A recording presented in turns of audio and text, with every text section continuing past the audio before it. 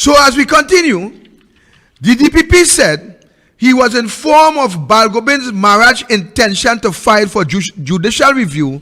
The DPP explained his failure to provide the requested information. So let me tell you something. First of all, ladies and gentlemen, from the inception of this letter seeking information in that calendar case, I want to ask the Director of Public Prosecution today why he took 235 days to reply, to answer 4 questions. The Director of Public Prosecution took 7 months and a half to reply to 4 questions. And it's only when now that Ravi Balgobin filed for judicial review, then and only then the Director of Public Prosecution saw it fit to reply, but reply with this excuse. So let me read the excuse. The DPP explains his failure to provide the request information due to the very heavy workload. This is the DPP excuse. Due to the very heavy workload of the department and other professional commitment, and the fact that this office is grossly understaffed by approximately 50% over the last several years, the office of the DPP has to give priority to criminal matters and therefore was unable to respond to the claimant request for information before now, he said. Mr. DPP, let me find out something here today. So what you are saying is that the office of the DPP have criminal matters to attend to and you're understaffed.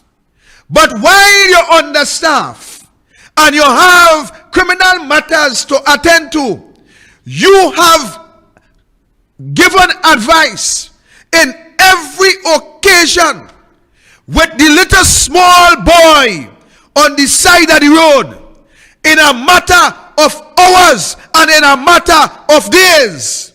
But in this case, which deals with Christian calendar, in this matter where the Attorney General take it upon himself to advise the police, when you as the Director of Public Prosecution is constitutionally binding and bound to deal with every criminal matter, in this case, what calendar had done, I want to ask, there is nothing criminal in that. Because you say here that you had criminal matters to attend to and other, what is the nice word you use? Other professional commitment.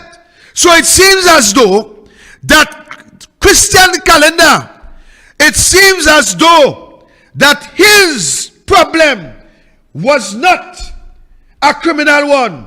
It seems as though that you did not have time to answer Ravi Balgobin, because we would have found out that the Attorney General took it upon himself and do what he have to do, but by advising the police officers without you even being aware of what was going on.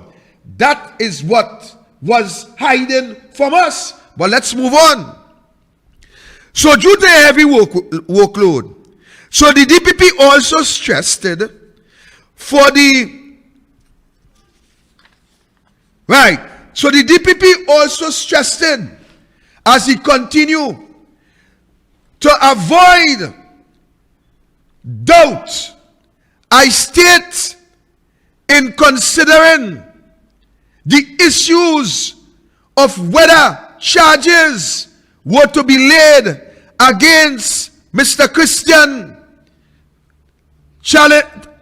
Chanja, I have a acted in accordance with my constitutional mandate under Section 90 of the Constitution. Let me go on. I have exercised my powers independently, free from any outside influence, direction, or control of any person or office holder, and in my deliberate judgment, the questions that were asked, the answers is as follow. Number one, did the DPP grant permission to the Attorney General to provide legal advice to the investigative team of police officers who were investigating the events that occurred on August 5th? DPP response. The DPP responded. The DPP did not grant any such permission to the Office of the Attorney General. The DPP does not have any power to grant such permission, and the granting of such permission would be contrary to the DPP's constitutional role. Question number two. Was the office of the DPP consulted or involved in the preparation of advice tendered by the Office of the Attorney General to the effect that Chandler was not in breach of the COVID-19 regulation on the said day? Answer. DPP responded, the office of the DPP was not consulted nor involved in the preparation of any advice tendered by the Office of the Attorney General. Question 3. Was the Office of the DPP aware that the Office of the Attorney General provided legal advice to the police officers who were investigating the said matter? DPP respond. At a conference with certain police officers investigating the said matter, the DPP was told by them that other advice had been received from the Office of the Attorney General. Question 4. Did the Office of the Attorney General, at the time it tendered the legal opinion to the police, simultaneously provided a copy to the DPP? DPP respond. The DPP was not provided by the Office of the Attorney General with any legal opinion at any time whatsoever. So let me ask a very important question.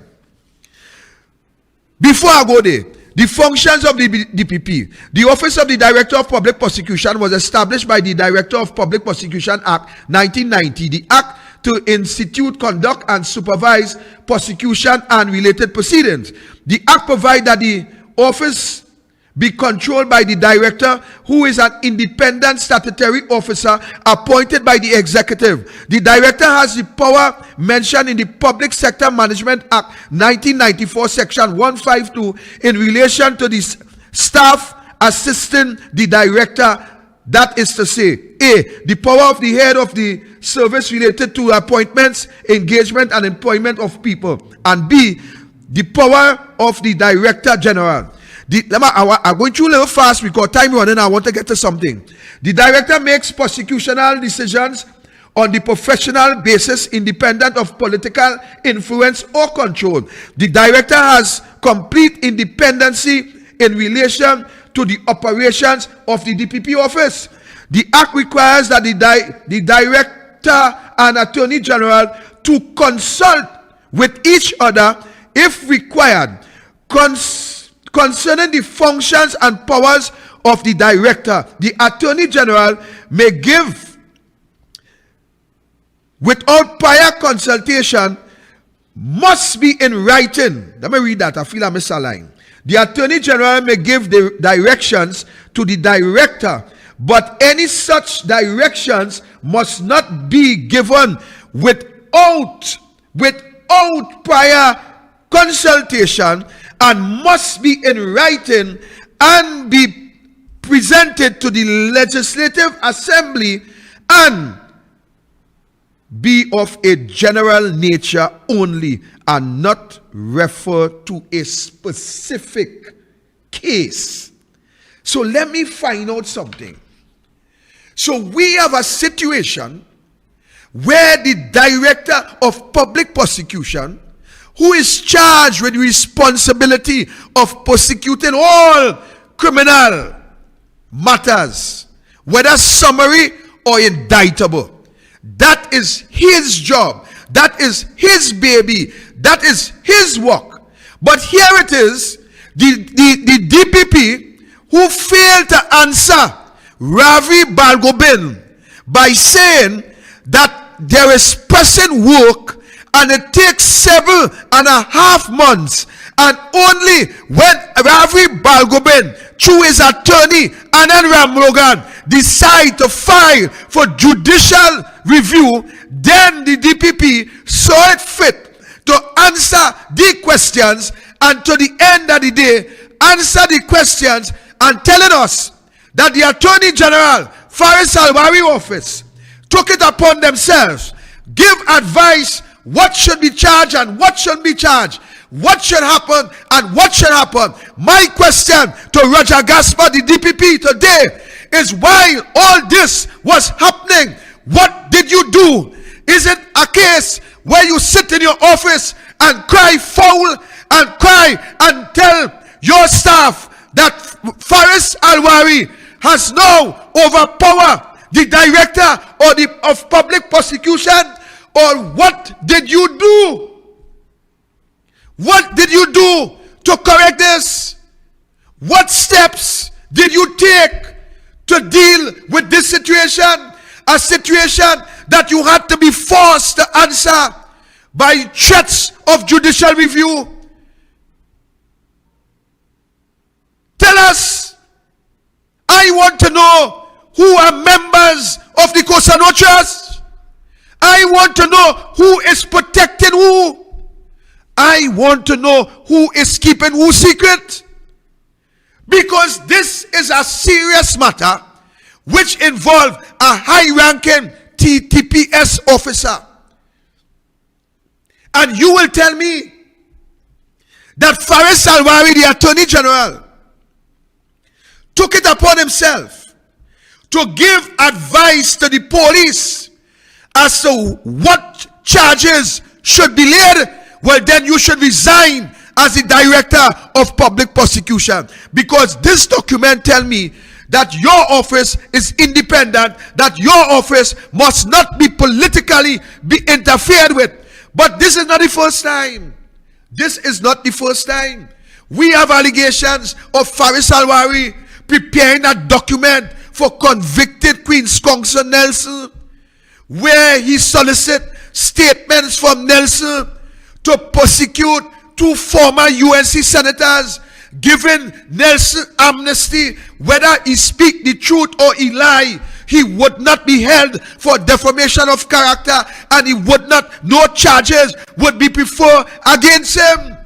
And you, Mr. DPP, you came out and tell us that you is the sole and you alone have the responsibility to cut any such deal, to dismiss or to discontinue any case in front of the court before a conviction. You have the option where you can use a criminal as a state witness. You have the option to discontinue any matter. You have the option to cut any pre-bargaining deal. How come Faris Alwari could advise the police as to if to charge or not not to charge, or what to charge for and what not to charge for. And today we have not seen you as the director of public prosecution take any action against that conduct of Faris Alwari and his ministry. No, we have not seen anything. What is going on in this country? What is going on? This is a case, I am asking, where everybody is keeping everybody's secret. So if Ravi Balgobin did not seek answer today, you Trinidad and Tobago would have never knew. You would have never knew that Faris Alwari, the Attorney General Office, have now been authorized to give the police directions as to charge or not to charge. I want somebody to tell me, if that is not political interference, then what is? I am calling on the director of public prosecution to resign. To resign. Because something of this nature could never be. 7.5 months. 7.5 months. And that is only from the time of senior counsel letter on behalf of Ravi Balgobin seeking answers. That is only from that time to the response of the DPP. 7.5 months. And it took the threat of judicial review for the public to get this information. Today I want to ask, what else is hiding? What else is being hid from us? Because if today it took a threat of judicial review to get answers, then could you imagine what is being hid from us in relation to criminal conduct by government officials? We have seen a Camille Robinson case sitting somewhere between the DPP office and the Commissioner of Police office, that today we cannot hear if any charges would be preferred. We cannot hear if there is not enough evidence. We cannot hear anything. We cannot hear anything. Today we have again investigation in relation to Foster Cummins sitting somewhere, whether it's before the police or the DPP, we do not know. But nothing, you are not hearing nothing. It's a case of the Cosa Nostra, where each other keep each other's secret. It seems as though the code of secrecy do exist. But today, I am asking the DPP, I am asking Roger Gaspar, the Director of Public Prosecution, I am asking whether or not he is holding any secret for any government officials in this country. That is what I am asking. Because I am saying, ladies and gentlemen, if all you ain't seeing what happening in this country, then something wrong with all you. If all you ain't seeing what happening, something wrong. We have had all level of allegation, left, right, center, and today nobody before the court. Nobody. Everything is being swept under the carpet. We have to fight for information. We have to dig for information. We had to threaten. Put pre-action protocol letter. Didn't work. It took judicial review to work. I want to ask the DPP, what about that job? What about that job that he wants to hold on to? Because I remember sometime between 2010 and 15, I remember somewhere between there that the DPP was allegedly asked. He was allegedly asked. He was given the opportunity, allegedly given the opportunity to become a judge, which is more money, more everything, and he refused. And he refused. I want to ask, is that the position that the Cosa Nostra wanted him to stay? I have to ask that question. Because I cannot understand why something like this will happen in that high profile case. And we are not hearing the DPP took any action against the office of the Attorney General in a matter like this, where he was not consulted, where no information was given. They didn't even have the manners to send a copy of the advice to the Director of Public Prosecution. That is where we reach. That is where we go in. That is how far we reach. How much time I left there? How much time I left? 10 minutes? Right. That is where we reach. How could we accept that in this country, ladies and gentlemen? All these investigations just hanged up between the commissioner and the DPP office. We cannot get a court matter. We cannot get a court matter with all these allegations of wrongdoing. We cannot even hear where those documentation lie. And I'm speaking about years going, years passing, and to the end of the day, nothing happening. It leaves me to wonder how far, how broad this mafiosa code exists. How much players exist within this mafia code. Yesterday I raised concerns about all these individuals and the position that they hold, the most important offices in our country, and today we cannot get things coming out of those offices. Today we just at a loss.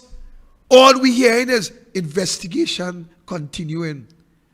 That is the new Panorama song, the Road March. Investigation continuing. Investigation continuing. That is all we hearing. That is all we hearing. I am trying to find out. I am trying to find out today if these individuals is part of that Cosa Nostra. I am trying to find out that. I am asking if these individuals, if they are part of the Cosa Nostra. I want to know. I have to know. I have to ask. I have to ask. Mr. DPP, 7.5 months to answer 4 questions. And watch the answers that came out. The answers that came out is answers that will put Faris Al-Wari, the Attorney General at the time, will put him in hot water. It may very well amount to misbehavior. Very well amount. And what the DPP did about it? Just remain quiet. these are criminal charges, and the responsibility of these criminal charges, the advice to any criminal charge, rests in the hands of the Director of Public Prosecution. Criminal charges does not resonate in the hands of the Attorney General. That is in the hands of the DPP. The DPP is the one who is constitutionally charged with the responsibility to look after criminal matters in this country, not the politician, not the Attorney General, not Faris Alwari. Who Faris Alwari feel he is? I tell you before, we have instance, we had documentation service with some deal allegedly between he and Nelson. What is happening with that? What is going on with that investigation? What is going on with that? And to the end of the day, we have a prime minister that condone all this rubbish, all this hogwash that passing for governance. The prime minister condones.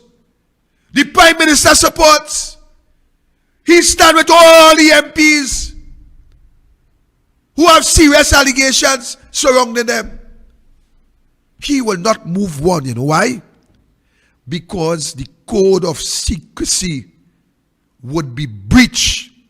And when you breach the code of secrecy, then you will be destroyed politically. And that is why the prime minister have to stand up with them.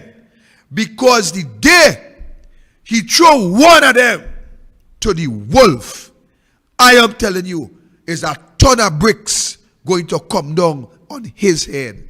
I am wondering how far this Cosa Nostra spread throughout our society. And then when we understand what is happening with white collar crime and what is happening with the big boys, just imagine a man get charged for possession of a firearm. He partner firearm. He partner who was there with him. Get charged. He plead guilty. He want to waste the court time. They remand him in custody. The man who allegedly gave the firearm, the man who had 27 guns in the house, the man who have over 800 rounds of ammunition, that man was granted $100,000 bail. You hear what I'm telling earlier? So let me wrap up with this one. The same man at one time were found with a police car escorting him with fake police, escorting him through the length and breadth of this country. I want to ask the Prime Minister if he was aware of that police car, because I have been told that all you does go and hunt and all you does go and lime. I want to find out if that police car was escorting you, Mr. Prime Minister. That is what I want to know. What is the investigation with that police car? Who get charged? Who before the court? Or investigation continuing? Investigation continuing. You see how the game does play? So with the big boys who finance the PNM, once they get locked up, investigation continuing. But the small boy, once they catch a gun, even though if it's a partner who lend you his gun, he remanded, you remanded, but the big boys walk free. You know why? Money talk and everything else walk. That is what is passing for governance in this country. And I'm telling you people tonight,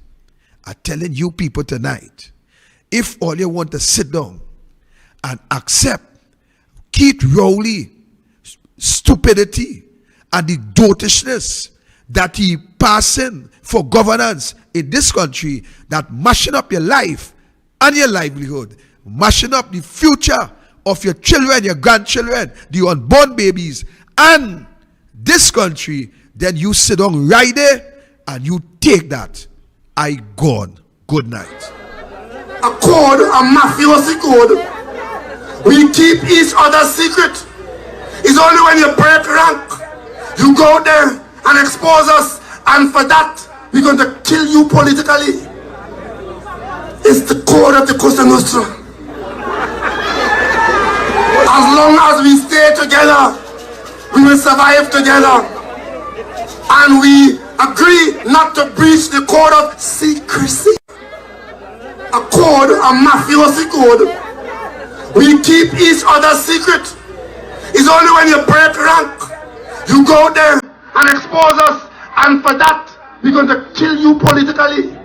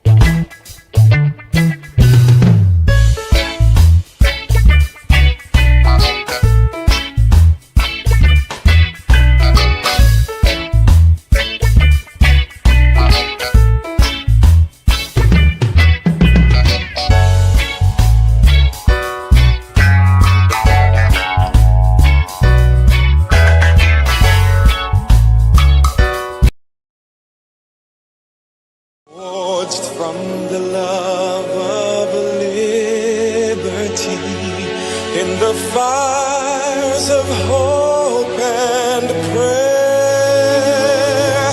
With boundless faith in our destiny, we solemnly declare, side by side we stand, highlands of the blue Caribbean Sea. This our native land, we pledge our lives to thee. Here every creed and race find an equal place, and may God bless our nation. Here every creed and race find an equal place,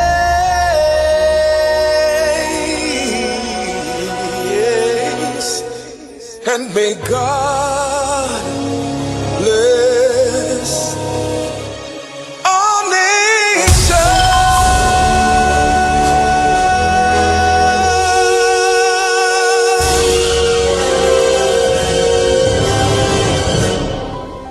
Almighty God, most beneficial and merciful, Creator of the universe and embodiment of divine wisdom and light, we come before you with thanksgiving and praise.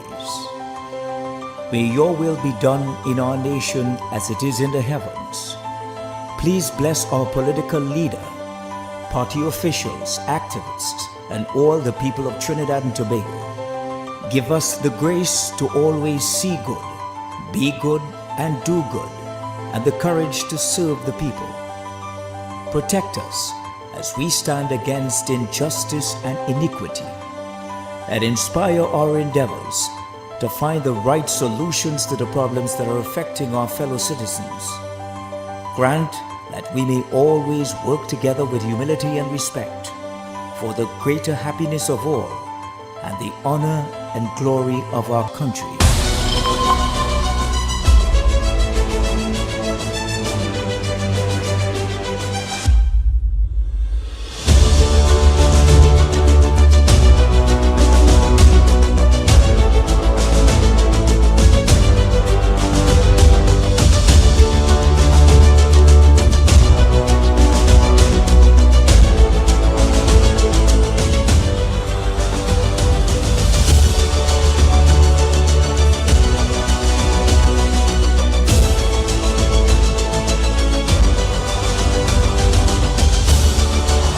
Live from UNC Battleground, this is the Virtual Report, streaming on all platforms.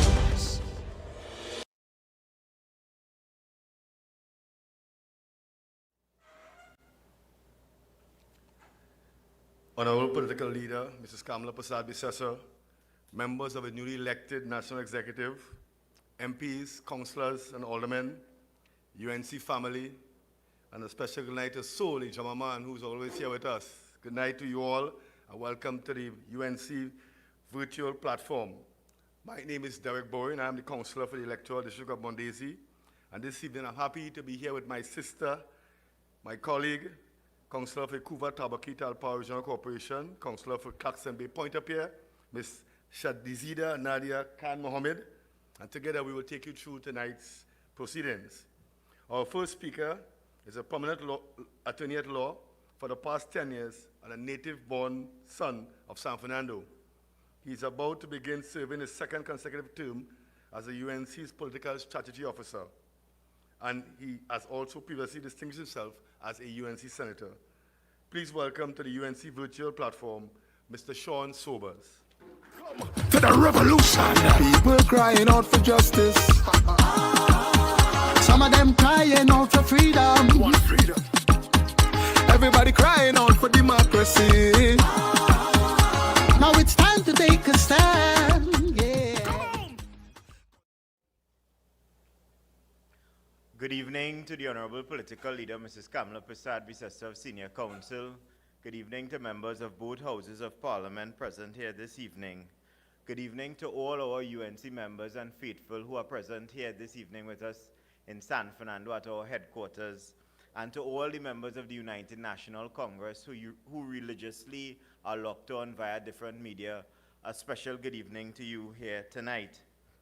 I would firstly want to extend my heartfelt and warm congratulations to the Honorable Political Leader on her victory at the recently concluded internal elections, and also to extend those congratulations to all the members of the UNC Star team who form our NATEX, our 2022 NATEX. And I am confident in the abilities and capabilities of the persons and the cadre of persons who make up that NATEX, that we will definitely bring the UNC into victory and return good governance to Trinidad and Tobago, one party, one leader under Mrs. Kamla Persad-Bissessar's astute leadership. I am here this evening, also having been recently elected in my second term as the Policy and Strategy Officer of the party. And I'm also here because I would have had to listen to some of the things that would have been spewed by the Prime Minister Keith Rowley at the recently concluded press conference on Saturday. And I mean, this is all coming after a period of time within this country that we had an unprecedented amount of murders within Trinidad and Tobago, that crime and criminality were very high on the agendas and on the minds of many persons within this country, and that for the very first time within the history of Trinidad and Tobago, you had at least 2 weekends within this month of June that just passed, when amalgamation, you had over 30 persons. Please let that sink in. 30 persons, sons and daughters of the soil, who were gunned down, lost their lives to violence, to crime and criminality within Trinidad and Tobago. During that period of time as well too, with unprecedented levels of crime, we also had this situation where the possible coming of this storm last week Tuesday that could have had unprecedented levels of damage and carnage to the country. And during all of that period, we had a missing Prime Minister who decided to give information or some degree of comfort to the citizens of Trinidad and Tobago via WhatsApp to tell us, don't panic. And we still, as a responsible opposition, and I'm certain that many members of the public was really wondering when that message came in, whether or not it was a message directed to the people of Trinidad and Tobago not to panic, or whether it was directed to Faris Al-Rawi himself not to panic. So we were waiting with bated breath, very anxious to find out what the position was. The Prime Minister was AWOL, absent without leave for some time, and we really wanted to know what was the head of state, the person charged as the chair of the National Security Council within this country. What was his position? What was the palatable solution to be proffered to the people of Trinidad and Tobago in such a harrowing time within our country, unprecedented within our country? What was his position? So just like many others, I listened to the press conference, and as per usual, in terms of his normal, natural conduct, it was a lot of buff and vitriol being spewed from the pulpit. And persons sat there unbothered by that. And it made me really wonder what state Trinidad and Tobago is under. What state are we under with someone like that leading Trinidad and Tobago, representing, unfortunately, Trinidad and Tobago at a world stage at that recently concluded summit and wherever he is in Suriname, according to him. And he began that press conference by saying all sorts of foolishness about the Law Association of Trinidad and Tobago, that he had no confidence in the Law Association, and if he was given an opportunity, he would have voted in terms of no confidence in the Law Association. And one has to remember that the Prime Minister's relationship with the Law Association is really one of convenience. That all of this talk of no confidence, where was that when the Law Association was constituted in a particular way? When the president of the Law Association in 2016 was the current Attorney General of Trinidad and Tobago, where was the vote or the feeling of no confidence in the Law Association then? Where was the talk about the Law Association burying its head in the sand like an ostrich then? Because it is a relationship of convenience with him and the association. And then he tries to tether or connect members of the association who are actually concerned with respect to things that are ongoing in this country as it pertains to the titular head of the bar and misinformation being applied to an affidavit, no less, by somebody who is supposed to know better in the form of senior counsel, no less, that these concerned members, whether it be UNC, PNM or otherwise, but concerned members of the Law Association, attorneys at law registered on the roll of Trinidad and Tobago, moving a vote of no confidence, which we are entitled to do. He has an issue with that and says that we are some part of some Section 34 brigade. I don't know what is this man's obsession with Section 34.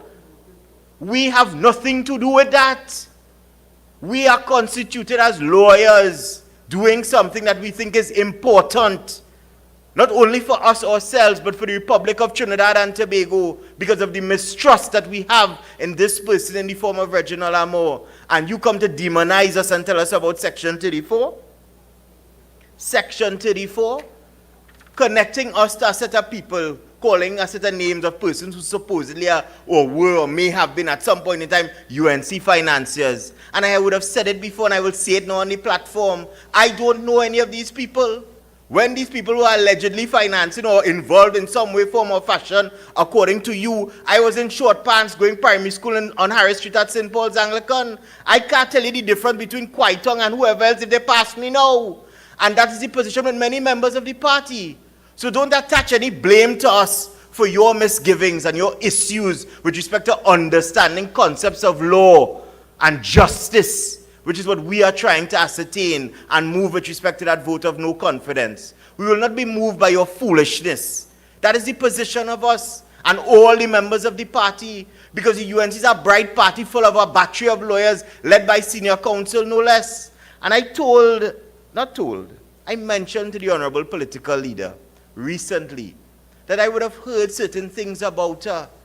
Most of you may not know, Mrs. Persad-Bissessar has won several matters, constitutional matters, throughout the length and breadth of this region, Caribbean region. She has fought matters in St. Kitts for free, pro bono. These are the tales of Mrs. Persad-Bissessar that you do not know, that I did not know, and I am seized and possessed recently, and it is incumbent upon me as a member of this party to let you know, so that when fools like the Prime Minister intend to demonize our leader, it is important for us to stand up as a party and fight and defend her good name. Rowley went on to indicate at that press conference that he was hoodwinked. Right? That somehow or the other the Parliament was used in a criminal way with respect to Section 34. Let me remind the Prime Minister that he has been a parliamentarian longer than many of us in this country may have been alive. And the duties of a parliamentarian is to receive a bill, read the bill because we expect the Prime Minister to be semi-literate, to understand the nature of the bill, to caucus with his own party, the opposition as they then were constituted, and then to advance that position on the floor of the Parliament. At no point in time, the government of the day, which is the current opposition now, would have had any interference or put any duress under the opposition then as he was opposition leader in terms of moving his vote with respect to Section 34. So don't come to tell the population that somehow or the other you are under some level of duress, right? Because if that is the case and you don't know what to do as a parliamentarian, you have no right to be the Prime Minister of this country, sir. And that is an indictment on your own stupidity. In addition to that, you claim to indicate then that the Parliament was used in a particular way and Mrs. Persad-Bissessar is now the Queen of Section 34. When you yourself, the upper and lower house, voted for Section 34. But what Mrs. Persad-Bissessar did, as soon as she realized that there may have been something untoward, she swiftly moved to treat with that piece of legislation. So that if there's any king in terms of Section 34, or anybody who should be crowned as it pertains to the misgivings of that piece of legislation, who moved to vote accordingly after their own caucus, it is you, sir. And it is really foolish of you to try to tell the population something totally different. And then on top of all of that, you come to tell the population, as far as you are concerned, Reginald Amor recused himself. He was not disqualified. The whole of Trinidad and Tobago, through printed press, media and otherwise, information coming directly from the court, admissions by Reginald Amor himself as it pertains to his position being disqualified from the court. All of us understand that, except you, which again is an indictment on your stupidity. So when you say things like that in an attempt to elicit some type of emotion from the population, the only thing that we feel is anger. And some people may very well feel remorse because they voted wrongly in 2020. But there will come a time where that will be corrected. And when that time comes, we call upon each and every single person within this country to do the only thing possible to remove this wicked PNM administration from the corridors of power and put one party under one leader to return good governance, transparency, and accountability to Trinidad and Tobago. I thank you very much.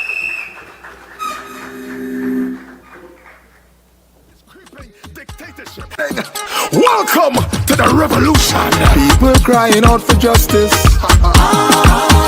Some of them crying out for freedom. Want freedom. Everybody crying out for democracy. Now it's time to take. Thank you, Sean. A pleasant good evening to our honorable political leader, Mrs. Kamla Persad-Bissessar, and all members of Parliament, our listening and viewing audience. First of all, I want to use this opportunity to congratulate our very own Kamla Persad-Bissessar and her star team in retaining leadership of our great party. I want to say, Trinidad and Tobago, there is light at the end of the tunnel. We have hope. There is hope. Once Kamla and her team is there, there is hope. Have no fear. Our second speaker is no stranger to the UNC. Having previously served as the Member of Parliament for Caroni East and Minister of Education in the Kamla Persad-Bissessar administration, a brilliant medical practitioner with several decades' experience, he continues to serve the national interest by sharing his expertise with us on the platform tonight. Please welcome to the UNC virtual platform our very own Dr. Tim Gopi Singh. This is the revolution, the people's revolution. This is the revolution. I want to hear everybody sing. Everybody sing freedom. Man and woman sing freedom. Everybody sing freedom. Everybody sing. As we move in this people's revolution, my brothers and sisters, let's all walk together. Thank you very much for the warm introduction. Appreciate it. And good evening to everyone here in the audience and in the thousands locked on virtually. Good evening to our honorable political leader and former Prime Minister, distinguished former Prime Minister. Let me take the opportunity to extend congratulations to the honorable political leader on her convincing re-election as political leader once more, and also to all NATEX members. We remain proud of you. We are proud of you, those of you who were re-elected, and together we'll continue the work of this great party. The great party of 34 years with distinguished leadership, competence and capability will ensure resounding victories in the soon local government and general elections when they are called. My friends, there has been unprecedented poor SEA results, which was shown on Friday, and they point to a crisis in the education sector. These are some of the front pages of the newspapers. The Saturday Express, SEA scores plunge. The next, the Newsday, Minister, clear reduction in achievements caused by pandemic, blaming the pandemic. 12,000 below 50% in SEA. Imagine 19,000 students wrote the SEA. And 12,000 of these 19,000 failed the examination. They failed to get beyond 50%. My friends, for now, this country has been grappling with the scourge of destructive, unprecedented school violence. And you would remember speaking about it recently when we spoke about 22 areas where the People's Partnership Government in the Ministry of Education had established areas and priorities and protocols to prevent school violence. The PNM just threw all of those away, and you saw rapidly the increase in school violence because they felt that nothing that the United National Congress People's Partnership Government had was of any value to them. That is the hate and the vindictiveness and the spite that they have for the People's Partnership Government and those of us who were there. So these results have shown 2 out of 3 students did not achieve beyond the 50% pass grade. It means that 9,900 students sitting the 2022 SEA exams did not receive a pass mark for the exams. And that 1 out of 3 students, approximately 27%, obtained less than 30% in the examination. That means, I want you to listen to this, close to 5,300 of the 19,000 students who wrote the examinations failed to get beyond 30%. You know what 30% is? 30% is a drastic failure. 5,300 students failed to get 30%. Now, the Prime Minister is blaming this on the pandemic. And the Prime Minister's statements, 2020 exam, the results were predicted to be poor. So he knew that his government for 7 years was not doing anything to make the Ministry of Education better. So he predicted that the results would be poor. He also said in the press conference, he said the outcomes you have referred to are reasonably expected. So he was reasonably expecting 10,000 students to fail and 5,300 students to get less than 30%. How could you as a Prime Minister say that this was reasonably expected? What have you done as a Prime Minister with 3 ministers of education? You have failed this country, Prime Minister.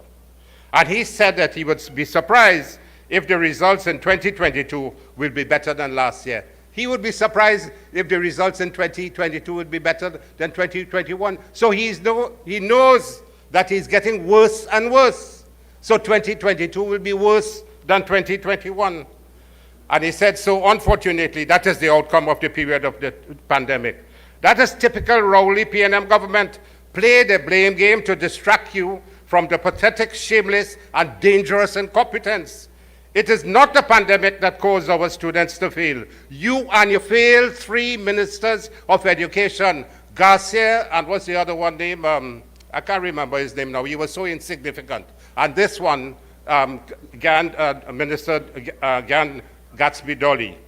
So these SCA students, I want you to remember this. They began their primary education in infant year 1 in 2016. Those who wrote in 2022. So that they started their primary education under Rowley's government for 7 years.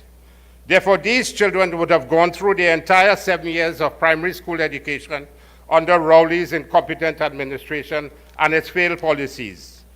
The hallmark of education, the education sector for 7 years under Prime Minister Rowley, is failure, incompetence, and destruction of the education sector. From 2015 to 2022, his 3 ministers of education have been nothing but shameless, dangerous failures.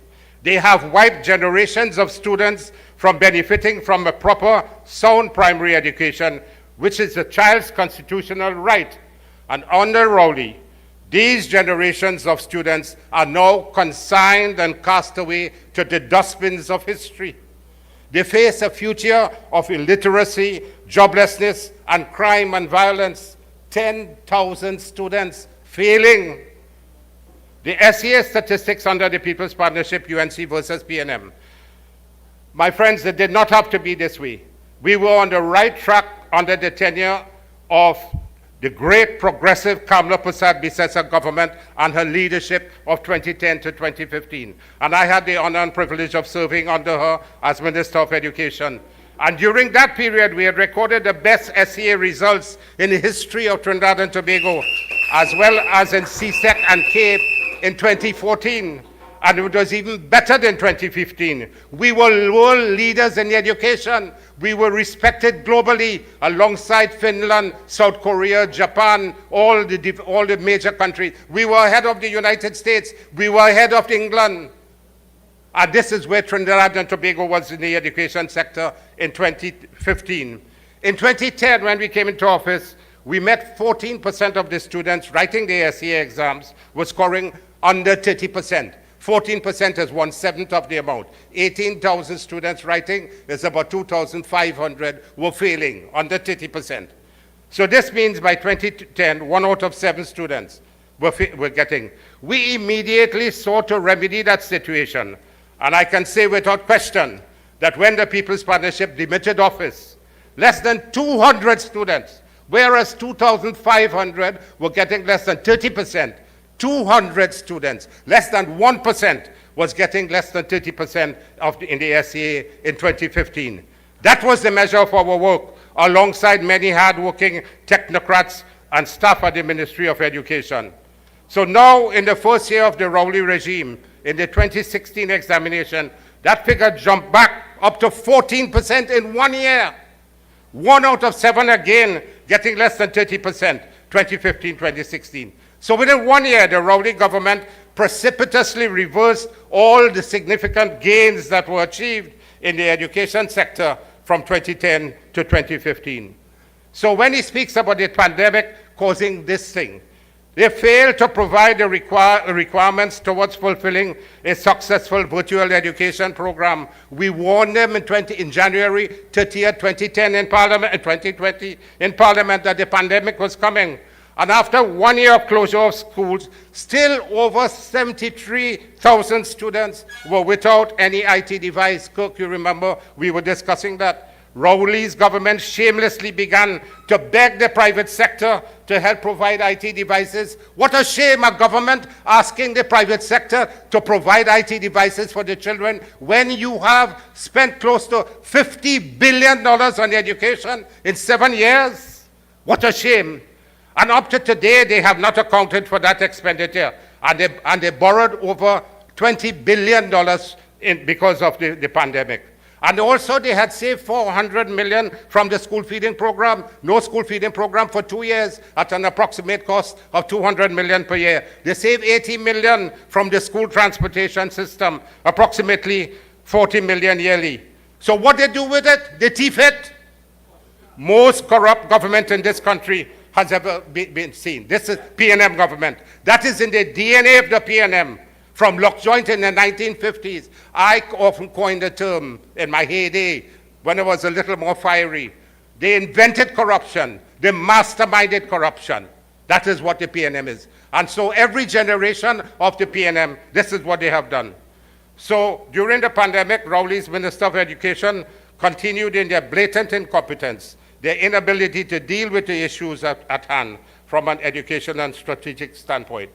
The students had no IT devices. The Ministry of Education were unable to determine how many thousands of students were not receiving their education even after 1 year.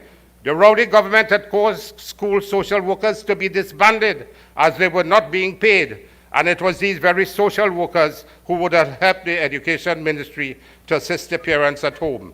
So saying that it was a pandemic which would have caused this unacceptable, disastrous, and alarming failure rate in this year's SEA examination results, that is just pathetic and a bold-faced lie, a blatant, unacceptable excuse. And even after 1 year, the Rowley government found that thousands of homes were not receiving any internet connectivity, and many students were left by themselves at home to receive their education.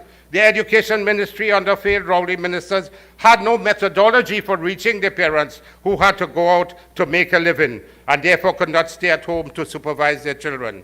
So in those 2 years, imagine the Ministry of Education had to be begging the private sector to buy IT devices for the students. What a shame and disgrace. After 2 years, there were thousands of students who up to today are still left without IT devices. So they failed in a number of areas. Lack of connectivity at homes of students, expensive connectivity from the internet providers, so parents could not have afforded to participate in IT connectivity, the failure to meet with these providers to assist families and the homes of, and so it's a whole litany of their failure as Minister of Education. Minister Gatsby Dolly, you should be ashamed of yourself, because you sat down there, you did absolutely nothing for the students while the pandemic was raging, and you're thinking about virtual education. And after 1 year, you still were unable to determine how many students were without any IT devices. And so you caused the destruction of the education of these 10,000 students. So I close now. I've been given the signal. There's much more that could be said, and we will have the opportunity many more times. This country is rotting from the head. And what we are having now is unprecedented. The citizens of this country are fed up. The parents of these 10,000 children who have failed, I want you to know that as Prime Minister Rowley and his 3 failed ministers have failed you. So the education sector is one where there's total failure, the worst and most unprecedented ever in the history of Trinidad and Tobago education system. And you have heard us speak on the health issues. You have heard us speak on the economy. Prime Minister Rowley, you continue to fail this country, you fail the nation, you fail the people. It is time for you to understand and realize yourself that from your arrogance, that you are not doing anything for the citizens of this country. They are fed up of you now. They want to see your back. They want to see you move away. So if you are bold and you feel confident about yourself, call an election now, and let us see you battle for an election. Long live the United National Congress, and long live our political leader, so that she can carry us into the next general election, into victory as soon as it is called. Thank you very much, ladies and gentlemen. This is the revolution. I want to hear everybody sing. Everybody sing freedom. Man and woman sing freedom. Everybody sing freedom. Everybody sing. As we move in this people's revolution, my brothers and sisters. Thank you very much, Dr. Gopi Singh. I can feel the pain in your heart when you talk about the suffering our young children are going through. But we have to remember, the pedophile national movement modus operandi all the years has been to keep the people uneducated, so they will keep voting for them, satisfy them with that 10 days and sleep at work. So that's how they operate. Ladies and gentlemen, at this point, let me just take a minute to ask you to share or to offer condolences to the family of 2 members of our great party, 2 servants of this party, Mr. Muniwam Hero, who served with MP Chandra Sharma for more than 2 decades. He passed away a couple of days ago.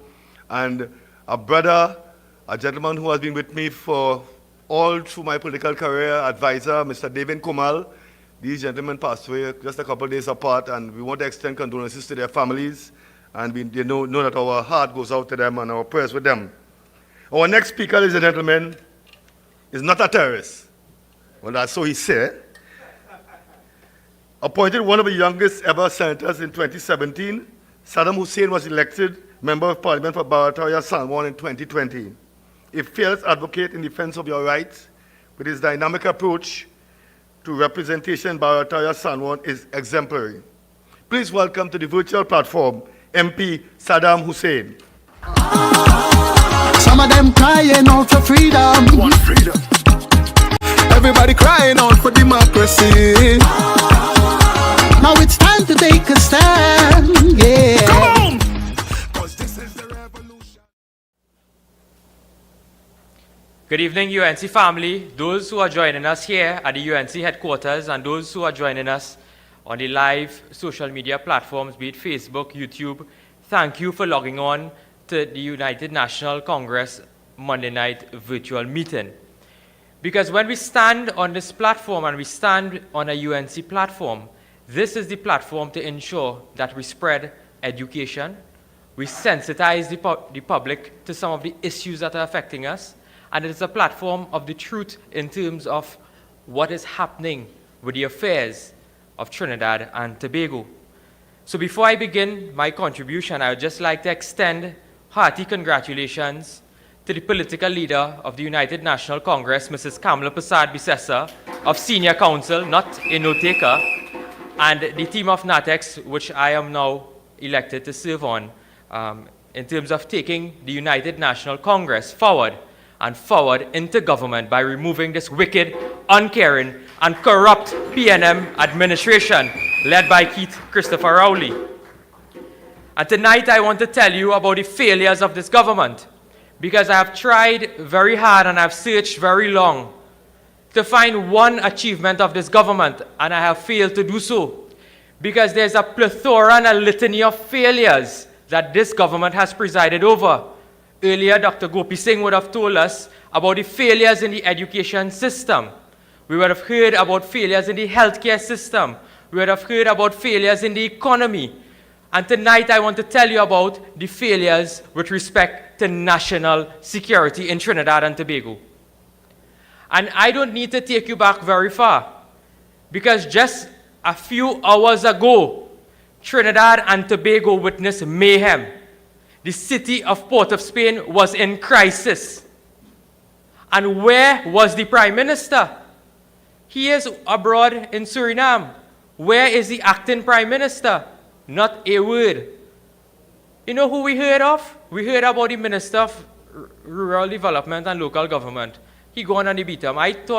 I know the Beatum was being flooded with tire, not water, you know. And this man appeared there because these people don't know how to stay in their lane. Because when you have an incompetent minister like Fitzgerald Hines, how would you expect to feel safe? Because if he went on national TV and declared that his job as Minister of National Security is not to make the citizens feel safe. So tonight, on this platform, we are calling for Minister Hines to go. You are totally incompetent. You have failed to protect the citizens of Trinidad and Tobago. You have failed. You have failed. Crime is out of hand. Look at what happened this weekend. Look at what happened. So almost 16 of our citizens died, were murdered. According to Senator Wade Mark today in the Senate, that the blood of our citizens were being soaked in the soil of our country. Today, how can we feel proud of this government after spending billions of taxpayers' dollars? What they have to show for it? Absolutely nothing. And they came with a bail bill again today in the Senate to try to extend the period to deny persons bail. I wouldn't go too much into it because there's a debate in the Parliament about that. But I just want you to remember that while all of that bacchanal was happening today in Port of Spain, the bail bill was lower. Just remember that. And they are saying that that is part of their solution to fight crime. That bail bill is totally unconstitutional and does not work. And then when the government have no plans and they have no policies, they tend to lie. This is a lying government. We have seen a lying, disgraced Attorney General, and he's allowed to lie. Because if the leader of his own party peddles lies and misinformation and misleads the country, then we'll leave the Attorney General to do.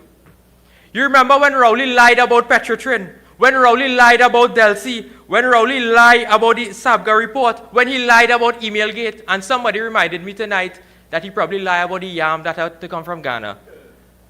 So Rowley has lied.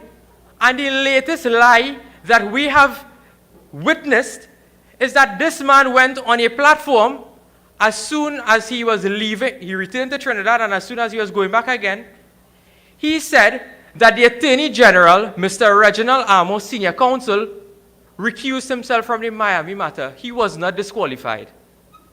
I mean, come on. Rowley, you take the people for Trinidad and Tobago as fools? We are not the fools that sit down in your cabinet, you know, because we have a brain in our head. We are able to distinguish right from wrong, truth from lie. And tonight we will expose you.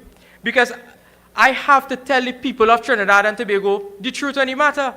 Because this is the judgment. This is the judgment from the Miami court. Rowley is saying that the Attorney General, what? Recused himself. The court, the Miami court, is saying that the Attorney General was disqualified from the matter. Look, if you could see it here, they actually strike out the Attorney General's name from the court proceedings because he was disqualified because he was conflicted. Conflict of interest. This is what the judgment says. The judgment says that the court has read the party's submission and heard argument from counsel. For reasons set forth below, the court finds that both Attorney General Reginald Armour and Sequel Law are disqualified from continuing to represent the plaintiff, the Republic of Trinidad and Tobago in this case. So how could Rowley come and tell the country that the Attorney General recused himself from the matter and he was not disqualified? Then I went again and I found the press release that the Attorney General would have issued on the 20th of June 2022. And this is what the Attorney General said. He said, I was surprised to learn that the judge had made the order disqualifying me and the Republic's U.S. lawyer on the 27th of April 2022. So imagine the Attorney General sent out a whole media release saying that he was disqualified. The judgment saying, the court saying that the Attorney General was disqualified, and Rowley come to say, well, he didn't disqualify himself, he recused himself. Rowley is a liar. He is a total liar. And yes, he's accustomed to recusals because his cabinet has recused themselves, their members, over 210 times. Because they are concerned about the, DPL John does always say, they are not concerned about governance. They are concerned about government. Because why? That is where money and benefits are. They are not concerned about the ordinary man in Trinidad and Tobago. And I will go through some of the recusals that Mr. Rowley would have talked about. Because he said the Attorney General recused himself from the matter. So I want to ask the general public, are these things recusals? The Attorney General in this matter was provided with a status report on the Miami case. He was involved in the logistics for the trial. Is that a recusal? He named persons to attend mediation. He named persons to attend the trial. He managed the payment of legal fees in this matter. He signed a settlement agreement. He spoke to the legal team in the U.S. on 3 separate occasions, on the 30th of March, on the 10th of April, and on the 14th of April. He was involved in the logistics to bring and house witnesses from Trinidad and Tobago for the trial. He authorized the dropping of certain claims brought by the government in the Miami court. Mr. Armour was named as a witness on the witness list filed in the matter. Mr. Armour swore an affidavit in this matter to oppose the application to disqualify him. So, Mr. Armour and Mr. Prime Minister, if you were not disqualified from the matter, why did you file an appeal? Why? Why did you file an appeal to overturn the judge's decision to disqualify you from the matter? So tonight, those are the lies that we wish to correct on behalf of the people of Trinidad and Tobago. Because Rowley, we cannot trust what Rowley continues to tell us. Because Rowley thinks that the country is all PNM. But Rowley, you will soon get a wake-up call. This is not PNM country. This is Trinidad and Tobago, where every creed and every race will find an equal place. So don't try, no smart shot with us. We will continue to expose your lies. We will continue to expose your incompetence. And we will continue to move the people of Trinidad and Tobago until you and your government is removed from the doors of power, the corridor of power, and replace Kamla Persad-Bissessar and a UNC government in power to work for the people of Trinidad and Tobago. Because in the past, we have shown that we were allowed to keep the people of this country safe. Dr. Gopi Singh, while he was serving as the Minister of Education, ensured that the children had a proper education.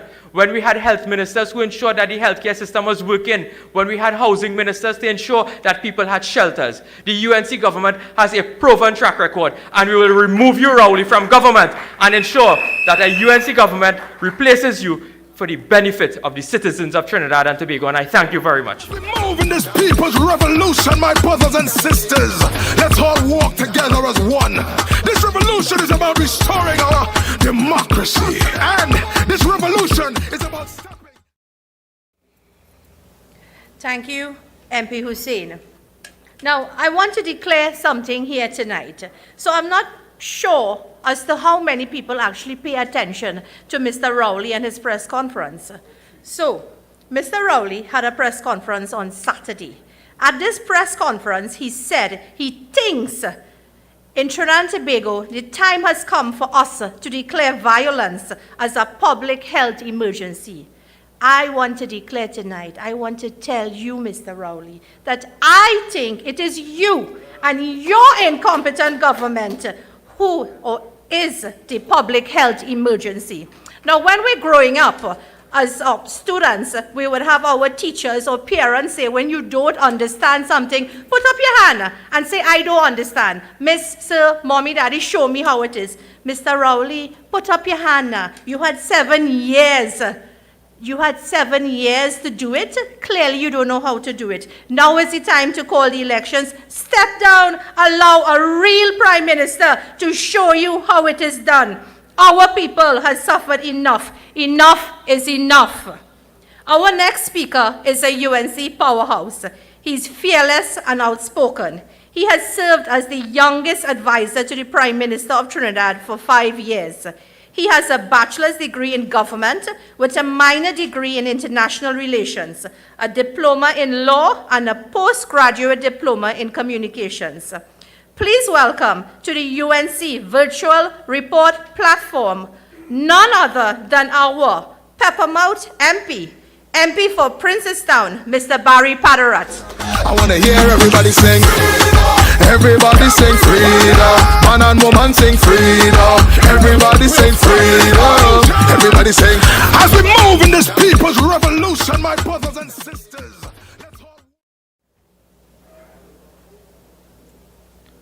Political leader of the United National Congress, Mrs. Kamla Persad-Bissessar, the best Prime Minister Trinidad and Tobago has ever seen.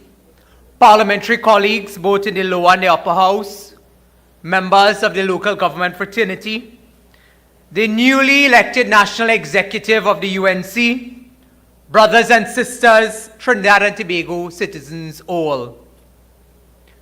Today marks 203 days since the Justice Judith Jones report was handed over to the government on child abuse in Trinidad and Tobago. Today marks 65 days since the government announced the establishment of a task force to set up a work plan to implement the recommendations of the report. Today marks 0 days of any results, any solutions embarked upon by this government to protect our nation's children from abuse. Instead, it is a lifetime of abuse for children under the pedophile national movement. The Prime Minister of Trinidad and Tobago, Dr. Keith Rowley, is a line minister with responsibility for children's affairs. Before, during, and after his return to Trinidad and Tobago, after almost 1 month, he had not one word to say on the task force, the report, or any recommendations that have been implemented. But are we surprised? This is a Prime Minister who has a history of abandoning children. This is a country where the Prime Minister feels if he barks loudest, no one will dare to ask questions. Well, Prime Minister, that might be so in Balise House, but it is not so in Trinidad and Tobago. You see, the United National Congress under a competent leader, the Honorable Kamla Persad-Bissessar, we will continue to ask the burning questions, while in Balise House, not a damn dog bark. Brothers and sisters, something startled me. And you know, I often tell you when mouth open, story jump out. Well, Senator Wade Mark a few days ago asked a question of the Prime Minister, the absent Prime Minister for over a month, about what was happening with respect to the foster care residences and children's homes in Trinidad and Tobago. And the acting leader of government business, Paula Gopi Singh, made a very startling revelation, and I want to share with you what is on the Hansard of the Republic of Trinidad and Tobago. You see, when they got caught with their pants down, because they are the pedophile national movement, being implicated in the abuse, the sexual abuse of children in this country, they jumped not to Mrs. Kamla Persad-Bissessar.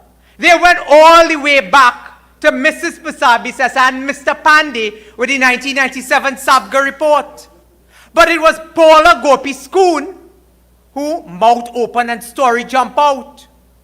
So tonight I want to tell Camille, Rosemary, Regis, that your own Minister of Government had this to say, and now this is on the public record. This is on the Hansard of the Republic of Trinidad and Tobago, the Parliament. And this is what Paula Gopi Singh had to say. And I quote, she said, as such, many of the homes needed time and assistance in order to become fully compliant with the licensing requirements, and to facilitate this and to avoid the displacement of a significant number of children, the sections requiring licensings of children's homes have not been proclaimed, despite the previous administration, and by previous administration, who was in power in 2014-2015? Kamla Persad-Bissessar and the People's Partnership Government, to which the UNC was a part of. We passed those laws to regulate and license the children's homes, but mouth open and Paula jump out. Paula says, as such, many of the homes needed time and assistance in order to become fully compliant with the licensing requirements, and to facilitate this and to avoid the displacement of a significant number of children. The sections have not been proclaimed. Who is responsible in this country for the proclamation of legislation? When the Justice Judith Jones report tells us that one of the recommendations in that report is to proclaim the legislation, it was Kamla Persad-Bissessar, the People's Partnership, who passed the legislation in 2014 and 2015. We got out of office, and it was incumbent on the line minister, who is the Prime Minister, Keith Rowley, to proclaim the legislation and put it in force. Brothers and sisters, we have told you time and time again that there is no urgency from this government in terms of dealing with the legislation that governs these children's homes. And day after day after day, we are continuing to see the evidence. And we ask the question, why is the PNM so mortally afraid to enforce legislation that protects the most vulnerable in our country, children who reside in these children's homes, away from abuse?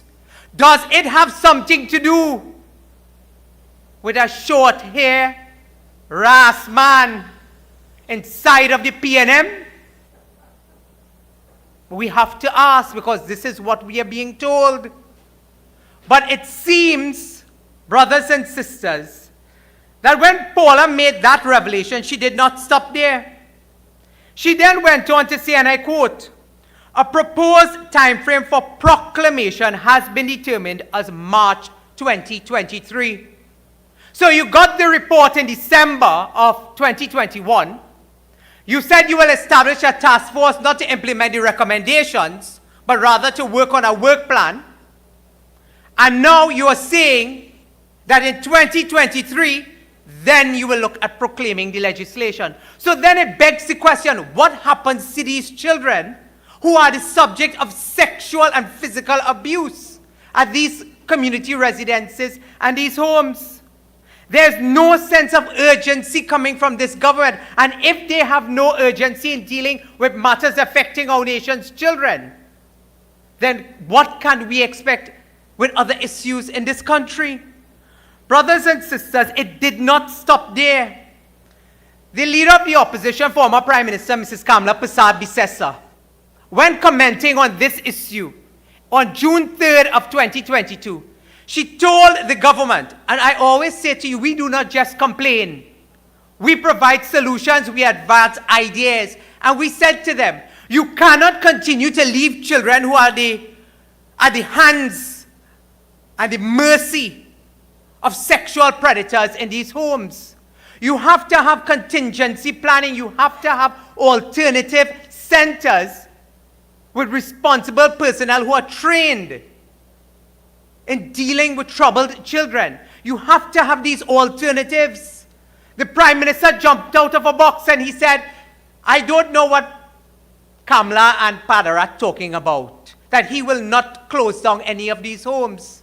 But again, mouth open and story jump out. Paula Gopi Singh went on to say further that employees who have abuse allegations leveled against them in these children's homes continue to remain in the homes, but instead what they have done is that they have moved them from the section that deals with children, meaning those under 18, and those who have now reached the age of 18 and still living in the home, they have now put the alleged abusers in that section. So what you have done, you have not dealt with the problem, you have transferred the problem. And then when we have told you, you have created an enabling environment for sexual predatory in these children's homes, this is the evidence.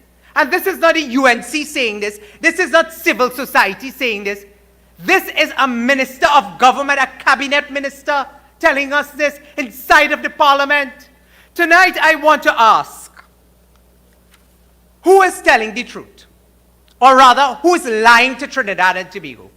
In a parliamentary committee I asked, and Minister Stuart Young said that children who are being abused were removed from the homes. So therefore we asked, well, can you tell us how many children have been removed during this period? In true PNM style, the Speaker of the House blocked the question, so we never got those answers. But the minister, the acting leader of government business in the Senate, gives a contradictory answer to what the member for Port of Spain South, the minister in the office of the Prime Minister, had to say when she is telling us that the abusers and the children remain in the home. So who is really telling the truth, or rather, who is lying to all of Trinidad and Tobago? And for weeks on end, we saw headline after headline, front page after front page, giving this issue a lot of prominence. We saw the comments from ministers crying crocodile tears, Ayanna Webster Roy and the Prime Minister, on the front page of The Guardian, in particular The Guardian, for weeks. They only carried stories about the Sabga report for weeks. But here you have 203 days having passed where this report has had no action. You've had 65 days pass and absolute silence coming from the government on the lack of implementation methods in terms of the task force and so on, but not one damn word from the Trinidad Guardian, not one word from the Express, not one word from those editors, not one word from civil society. And that is why I tell you, these hypocrites that we have in Trinidad and Tobago masquerading as third-party validators, and those who don't wear a political hat, but you know that their hat is really PNM, have not one word to say, and instead we have just moved on as a country to the next big issue. We have told you time and time again, and Mrs. Persad-Bissessar in particular has always been an advocate for children's rights in this country. And if it is anything you cannot fault her for, is the work that she has done to empower and protect children in this country. And tonight I call out those so-called editors, those third-party validators, those civil society groups, who in a very clandestine way wear their balisé in their hearts. Today I tell you, put down the balisé and lift Trinidad and Tobago, because our nation's children are depending on you to give them a voice. And the only people who are speaking out on this issue after 203 days have passed is the people inside of the United National Congress. And we will not protect members of the pedophile national movement at the expense of the innocence of our nation's children. We will continue to have these questions remain on the front burners And we will continue to expose the ministers, the MPs, and those who support them inside and outside of the media in particular. Because it is often said, and Mrs. Persad-Bissessar often tells us, what is in the dark will come to light. And Camille, Rosemary, Robinson, Regis, tonight I tell you, mouth open, story jump out, Paula tell us what is happening, but we will continue to hold you accountable. Because though we know you have moved on to the perjury national movement, we have not forgotten you. So you can run, but you cannot hide, because we'll continue to expose the pedophile national movement and the perjury national movement. I thank you. Come on! Cause this is the revolution, the people's revolution. This is the revolution. I wanna hear everybody sing. Everybody sing freedom. Man and woman sing freedom. Everybody sing freedom. Thank you very much, Fire Mouth, Pepper Mouth, MP Pararat. So, MP Saddam, I heard you mention just now about the achievements of the People's National Movement or the pedophile national movement. So, let me tell you what they achieved. We started getting murders by the group now. You know, China go by group. They're killing by the groups now, 4 and 5 at a time. Fiery protests all over this country. Protests. Labor unrest. They managed to achieve that. The Attorney General in turmoil. They achieved that too. The Prime Minister insulted the media. Now we start with Law Association. They achieved that. High food prices. They achieved that too. Well, the pedophile is a different story. Gas prices 3 times. They achieved that. That's the reality here. But don't talk about the roads. South of Caroni, you can't drive. You have to take Boxcat. Healthcare system chaos. They achieved that. Education system in chaos. They achieved that. They created Ministry of National Insecurity. They achieved that. And that's just a few of the achievements. So, Trinidad and Tobago, election have consequences. Remember that. Our next speaker, ladies and gentlemen, spoke to you in 2015, and he told you, he said they don't have a plan. Nobody listened to that. And his words came to pass.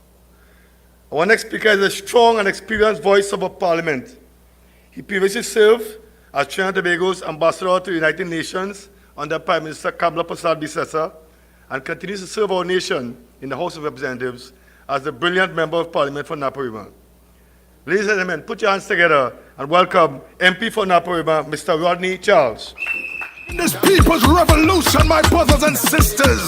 Let's all walk together as one. This revolution is about restoring our democracy. And this revolution is about stopping this creeping. Thank you very much, Mr. Chairman. Political leader of the United National Congress, members of my UNC family. Before I start, may I congratulate our political leader on a resounding victory. Give her a round of applause.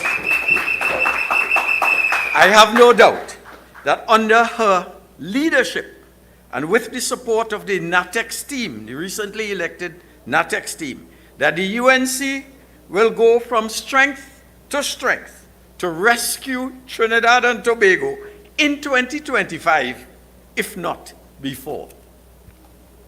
Tonight, I call on Prime Minister Rowley as head of the National Security Council and the ultimate guarantor of our safety and security to immediately fire the incompetent, non-performing, inept, and clueless Fitzgerald Ethelberg Hines, and the Prime Minister should take over the portfolio immediately. We empathize with the president of the Prison Officers Association, who recently stated that the association has lost all confidence in the National Security Minister, Fitzgerald Hines. So Rowley must fire Hines now and fire himself. I'll come to that. And not a minute longer. He must fire Hines and then fire himself. You cannot take a serious national crisis where crime, murder, and mayhem are the order of the day and put it in the hands of a proven novice. With 18 murders over the weekend, 275 killings to date for the year. 8 murders in one day alone on July the 2nd. 8 murders. And Trinidad and Tobago about to record close to 600 murders for 2022. We are on a dangerous downward spiral. We are becoming a failed state. Rowley's government has pre-collapsed in office. We are reportedly the 6th most murderous country in the entire world. Will you, Rowley, fire Hines when we reach number 1? When our annual murder rate reaches 1,000? When the Beatham riots today become the norm throughout Trinidad and Tobago? When we have more murders per capita than Ukraine, than Afghanistan, or Iraq? You cannot spend 90% of the national security budget on crime suppression and peanuts on the more important areas of crime prevention and crime rehabilitation. You cannot spend $300 million this year on the SSA, a spy agency, and $3 million on cadets.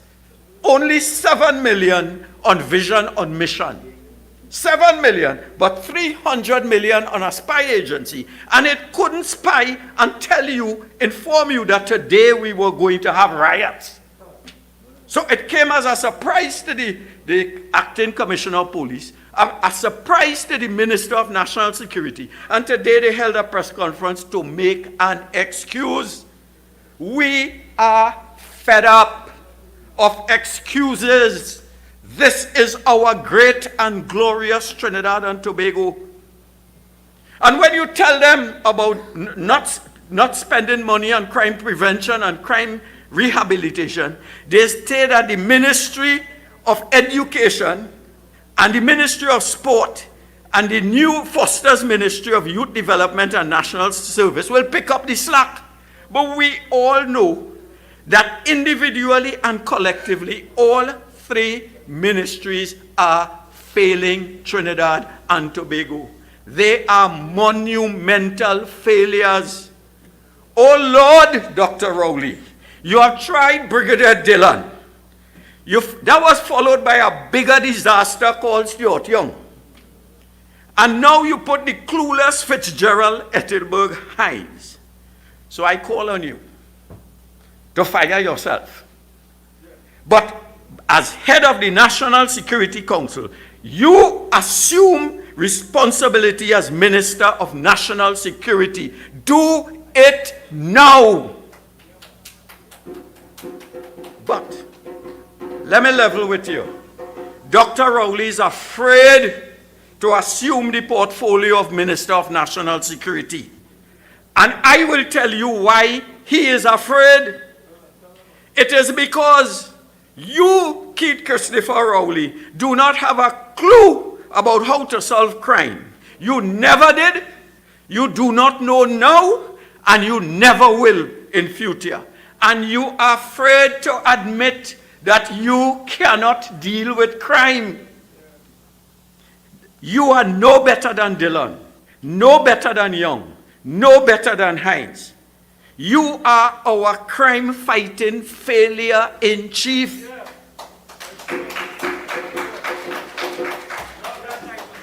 You have, after 7 years, Dr. Rowley, we're talking mano a mano, or manos manos, as we say in the dialect. You have, after 7 years, discovered that crime is a public health emergency. So that you, and you know why he do that? So he could put D.L. Singh for the post. He He pushed the talk that it is a public health emergency so that he could put Diyal Singh in a post. So, Dr. Rowley, you are hiding behind incompetent ministers to cover your own shortcomings and ineptitude. Well, do the reasonable thing. Resign. Let Kamla Persad-Bissessar rescue us. Are you going to take our country down a path where we are compared with Haiti? When we were under Kamla Persad-Bissessar, we were among the top 3 economies in the Western Hemisphere. And today we are laughing stock. Have you heard Market Vendor laughing at Trinidad and laughing at the crime? Oh, sorry, I don't want to go there. But oh Lord, Rowley, take shame. Do it. If you don't want to do it for yourself, do it for unborn citizens of generations of citizens of Trinidad and Tobago. Now, I knew this years ago. I knew that he did not have a plan. I knew it. But I was a prophet crying in the wilderness, and no one believed me. I said repeatedly in 2015 to all and sundry, all who would listen, that Keith Christopher Rowley had no plan. Remember? Tonight it is clear that you, Rowley, had no plan then whatsoever to deal with anything including crime. So tonight I feel vindicated. When I said that they operate by VAPs, everyone laughed. When I said they would spin a wheel and come up with a solution, PNMites had a field day. First, they came up with a 10-point nonsense plan, and they fooled the population. They won an entire election on a so-called crime plan that could be written by a good SEA student. The 10-point dotishness was the biggest fraud ever perpetrated on an unsuspecting population of Trinidad and Tobago. It was worse than Fatman Jones's Sam Cooke scam. It was worse than Emailgate, worse than the lie that they were selling the refinery to Trinidad, to OWTU, and therefore the workers. And we are paying the price for allowing ourselves to be hoodwinked by a bully and a hoodwinker in chief. We are paying the price. Who went dead, badly wounded? Mothers today holding their bellies and bawling for their murdered sons. Young men being set up by police for allegedly killing police. A man gets asylum in the UK because he's afraid he will be killed in Trinidad and Tobago. And Rowley jet-setting all over the world for extensive periods, reportedly on simple medical procedures. And today, they have come up with an extension of the arguably unconstitutional bill to lock up more young males deemed innocent until proven guilty, to further overburden our inefficient judicial system, all in a failed bid to say that the PNM is doing something on crime. So you see, let us not give up hope, UNC, family. Let us not give up hope, citizens of Trinidad and Tobago. Victory is near.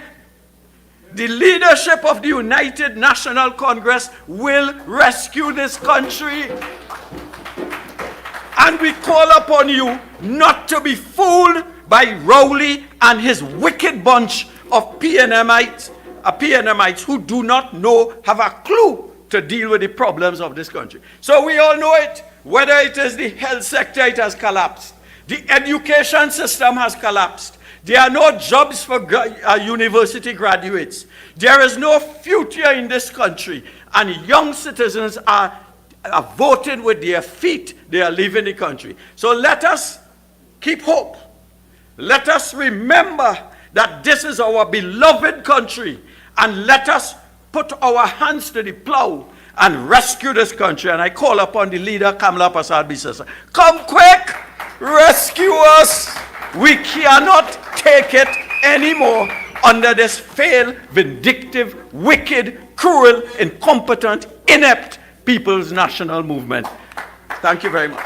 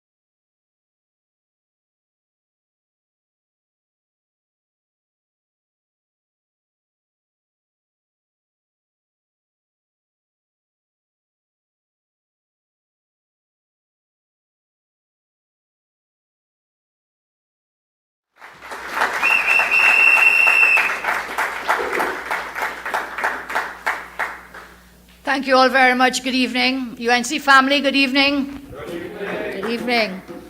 Welcome to another Monday night virtual report. And let me first begin by thanking this very powerful lineup of speakers who spoke before me. First, our two chairpersons, Councillor Nadia and Councillor Derek. Please give them a round of applause. Former Minister Tim Gopi Singh spoke with us at length on the collapse of the education sector. MP Barry Padarat, the Peppermouth himself, talking about what is most dear to us, the children of our nation. Thank you very much, MP. MP Saddam, on spot on legal niceties and legal hypocrisy and legal lies by those in office. Thank you, Saddam. Senator Sean Sobers, powerful. I was coming in the car, very powerful contribution. Thank you so much. And of course, our very own, you can never put him down, MP Rodney Charles. Give him a round of applause. So thank you. And let me also thank all of you for once again giving me the mandate together with my team to serve you as your political leader for the next 3 years.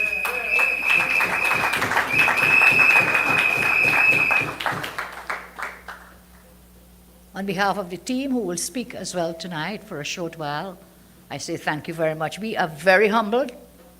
This is one of the greatest honors of my life to serve as your leader of our very great party, the UNC.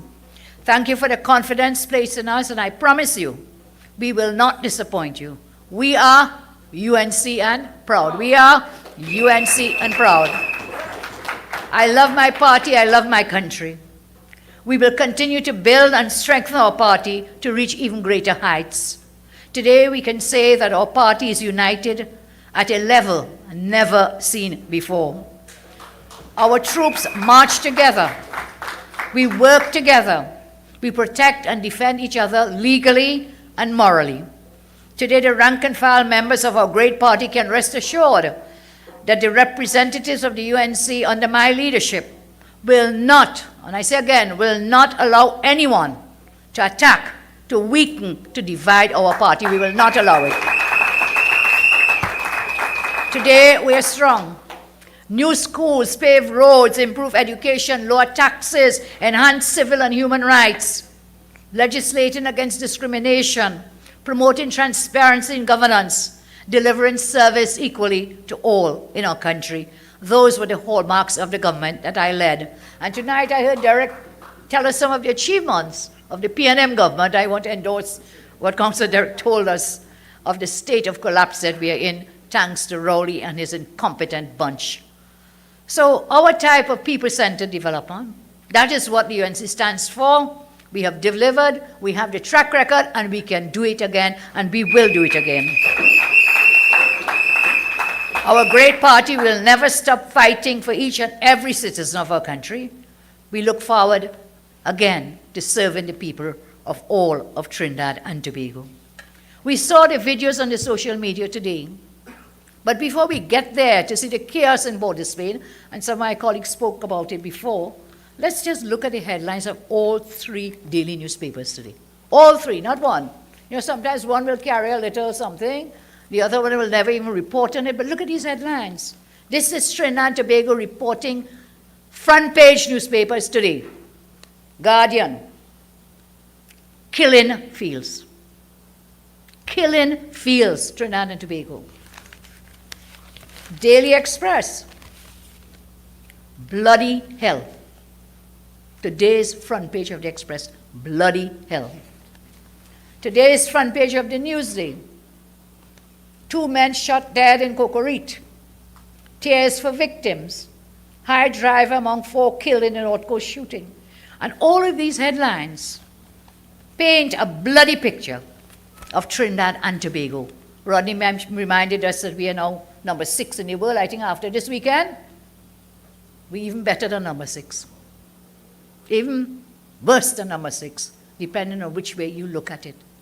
So over the weekend, about 20 people killed. I like Rodney's analogy. In the Ukraine, you have a war. More people are being killed here on a daily basis than where there is a war. All thanks to this incompetent, corrupt government led by a prime minister, which when I watched him on Saturday, I wondered if the fellow was going mad. He was like in a meltdown, a total meltdown, to see a prime minister, Sean, behaving like that. Where have we reached? And I'll come back to it in a moment. So these, the killing fields of Trinidad and Tobago, our sons and daughters gunned down, whether it's children, whether in the prime of your lives or whether the elderly. Killing fields, the headline tells us, deadly. And then we saw on the social media today the chaos in Port of Spain. Now you remember a man said, I raised the gas price 3 times, but they ain't riot yet. Well, today I heard some people speaking. They talked about the gas price. And the man is saying on the video, they laughed at us and said, oh, we ain't riot yet, we ain't riot yet. What happened today? What happened today in Port of Spain, the city of our country? And where is the Prime Minister? Playing golf in Suriname? What is he doing? He was allowed to return to Trinidad. All the tests and investigations of whatever nature. He was allowed, man, out for a whole month. Out for a month, a Prime Minister of a country, and not a word, not one day a photograph, nothing. Once that summit ended, he went AWOL. He was just missing. So many things were happening here, not a word. And look, even today, with the riot going on in Port of Spain, the riots, you could see all the smoke and the burning, whatever, and everything. This man still hasn't said one word. Not a word. Which Prime Minister ever did that? Maybe only Eric Williams, because in those days you didn't have the technology to do it. So what excuse me, because he was in the capital city. If I were the Prime Minister in a car got me, I jump up and I coming home here.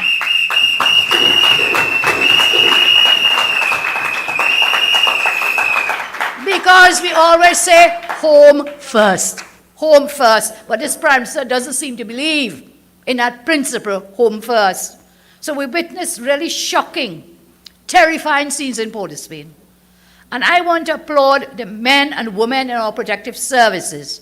They were on the front line of the crisis today, trying their best to keep our citizens safe. So let's give them a round of applause. But I want to condemn, whilst I congratulate those hardworking members of the law enforcement agencies, to condemn the blatant inaction of this PNM government. You know, this thing happened about 2 years ago, you all remember that? A similar scenario. At that time, just like now, Keith Rowley did not even acknowledge the fact that the riots had even taken place. He was asked about it, and in his usual abusive and sarcastic manner, when a reporter asked, he said, who rioted? You? That's what he told the reporter. Who rioted? You? Well, Prime Minister de Porta, Spain, rioted.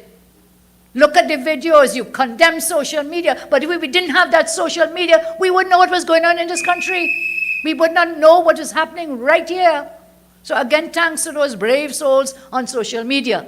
Don't condemn them. Because as Barry said, if you depend on mainstream media, you don't know, because if you listen to them, Heinz was on the TV or wherever he was saying, everything normal, everything good. What's what was happening? Anel, you were in Port of Spain. JJ, what was happening? The smoke and the fire and the brimstone. But they say, hey, don't worry. Everything is fine. Everything is fine. Lies again, a lying government. Total lies. Now, 2 years later, we have another attempt to create anarchy in Port of Spain.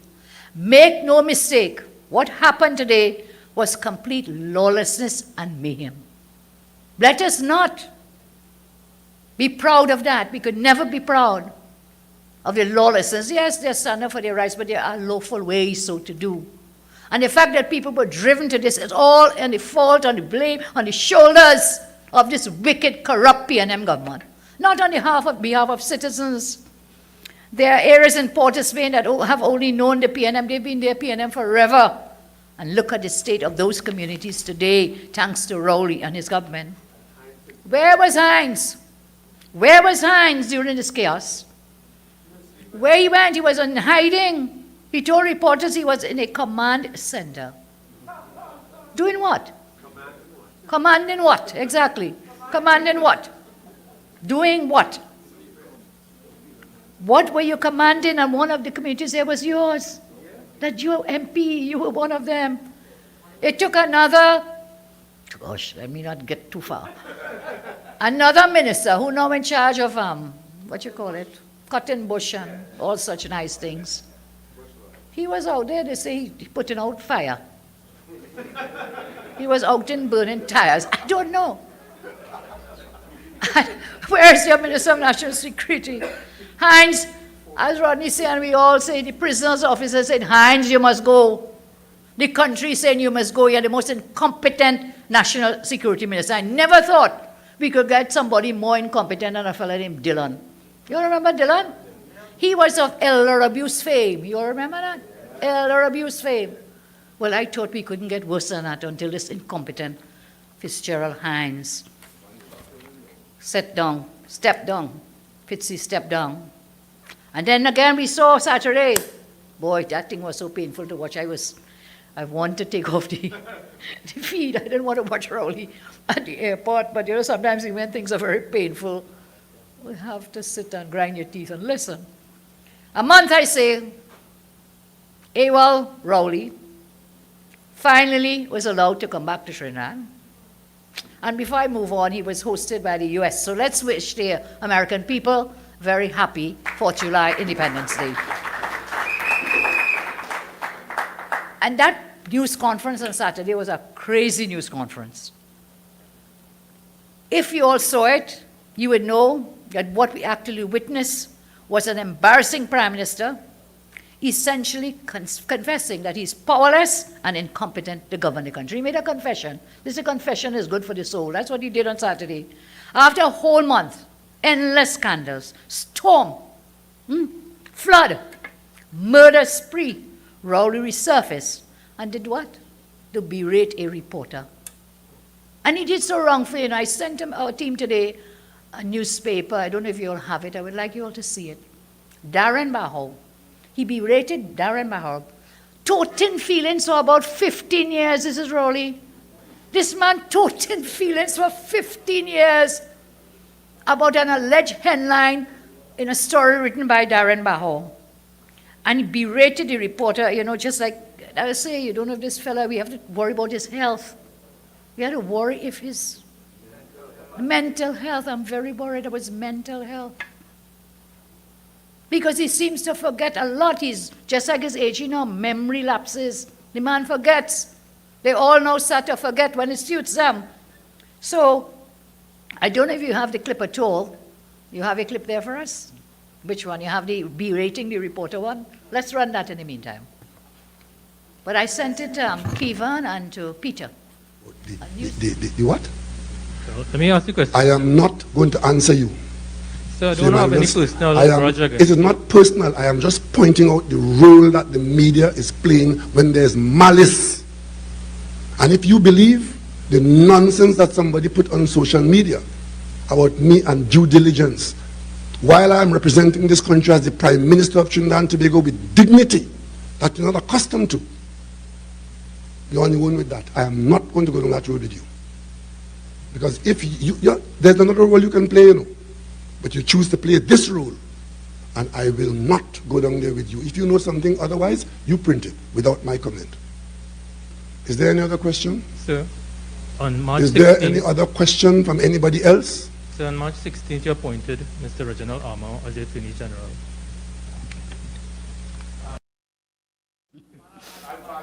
He'll have some malicious issues with respect to that question.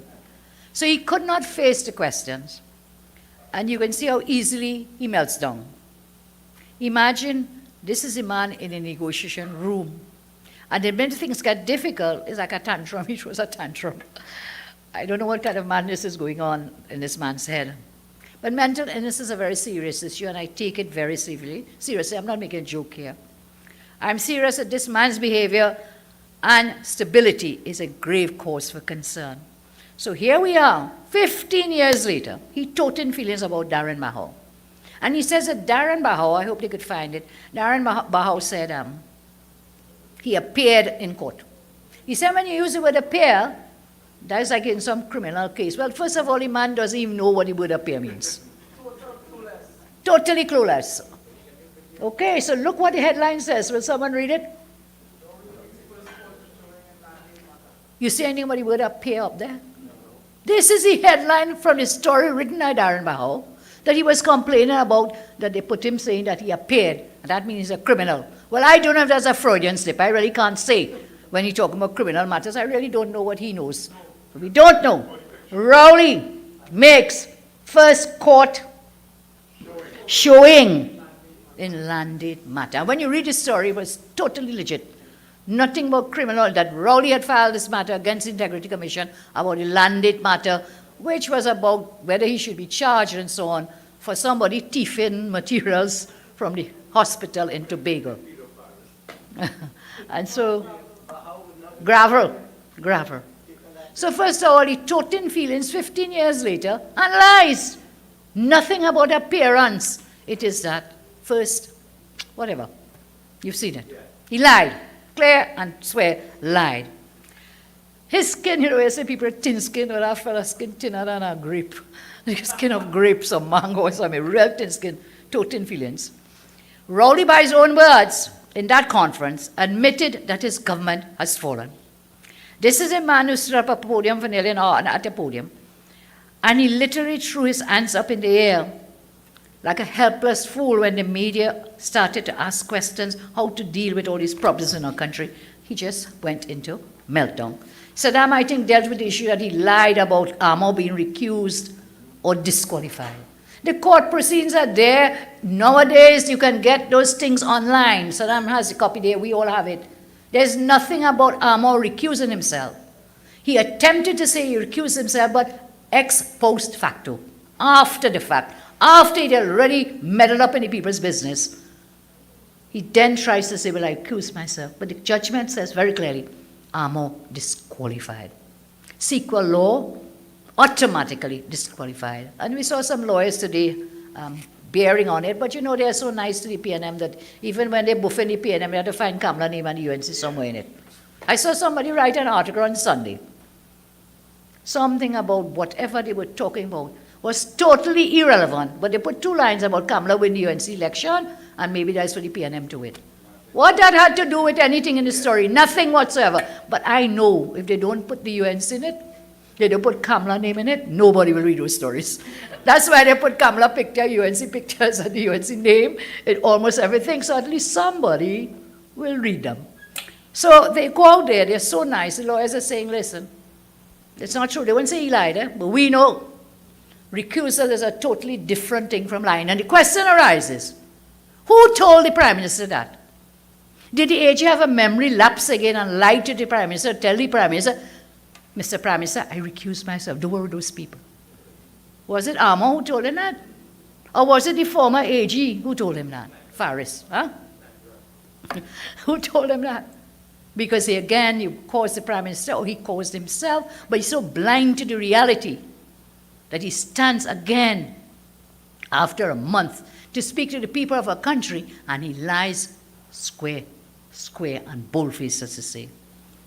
Now, I saw something happening today in our Parliament, in the Senate.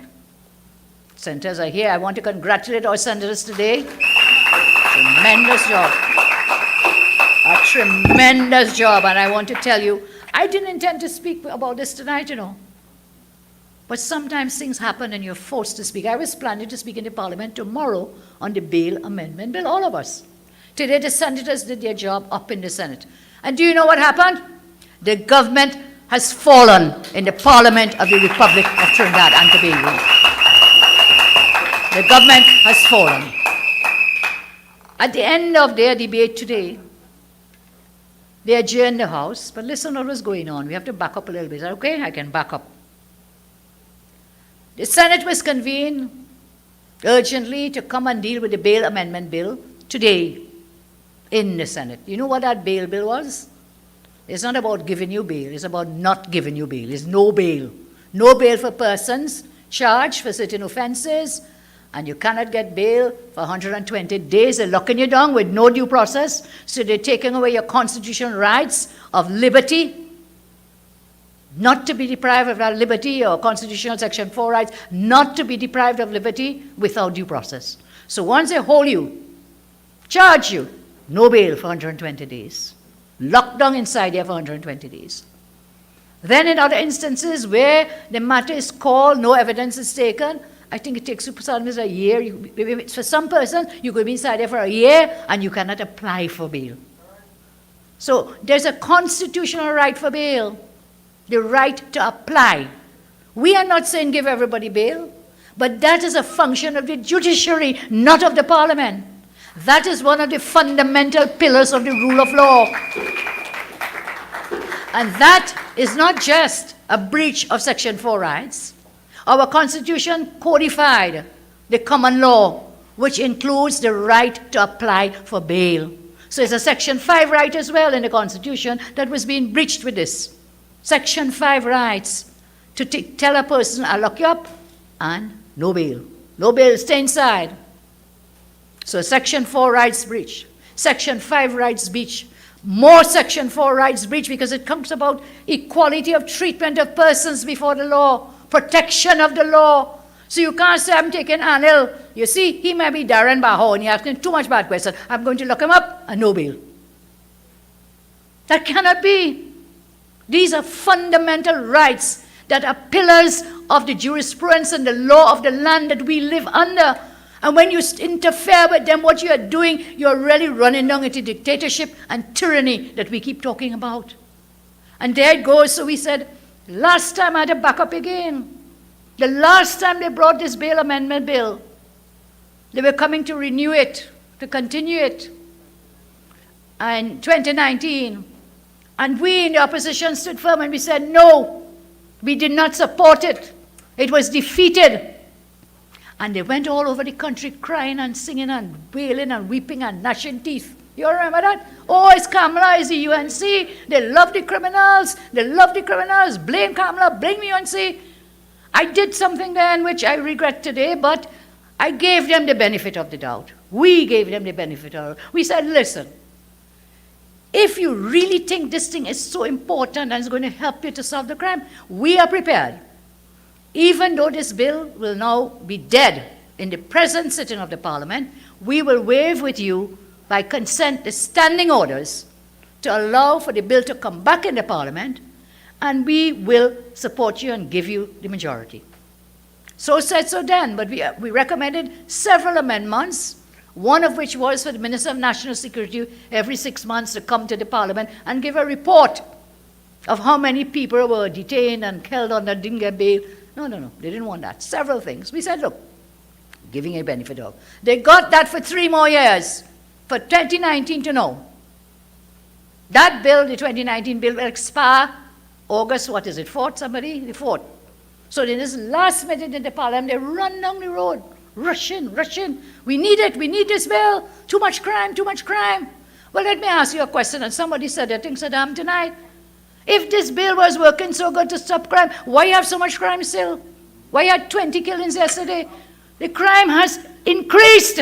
It has not decreased. And you've had this bill in law, and you still have it in law. Not help. The statistics will not show any help from this bill. The empirical evidence is not there. So they got it for 3 more years, and here, Hail Mary, back again, with the same old. I listened to the Attorney General again, what a painful exercise. I now understand why he says he was a junior counsel. Because if you listen to him today, you will be convinced that he is.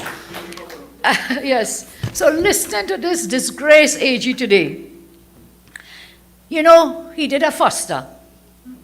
You know what Foster did? Plagiarize. He did a Foster on us today in the Parliament. And what do I mean? This is a new AG, but it's the same old thing. Like he cut and paste Farrell's speech from the 2019 bill in the Parliament. So that speech he gave. New AG, same old. Listen to him, the amount of nonsense I heard from this man. Again, I said it before. He must be really think he's a junior counsel. But listen to him, you may be convinced. So Mr. Limo in the Parliament again, you know something? Do not worry about my health. I am worried about your health, Mr. Limo. I'm worried about yours. And it's already that you have forgotten things in your affidavit before the Florida court. But I wonder if you forgot what you said in 2016 when the same bill was being debated in the Parliament. You had another memory lapse, what you said then. Let me read for you what he said in the Parliament today. I mean, this thing is most interesting, you know. Most interesting.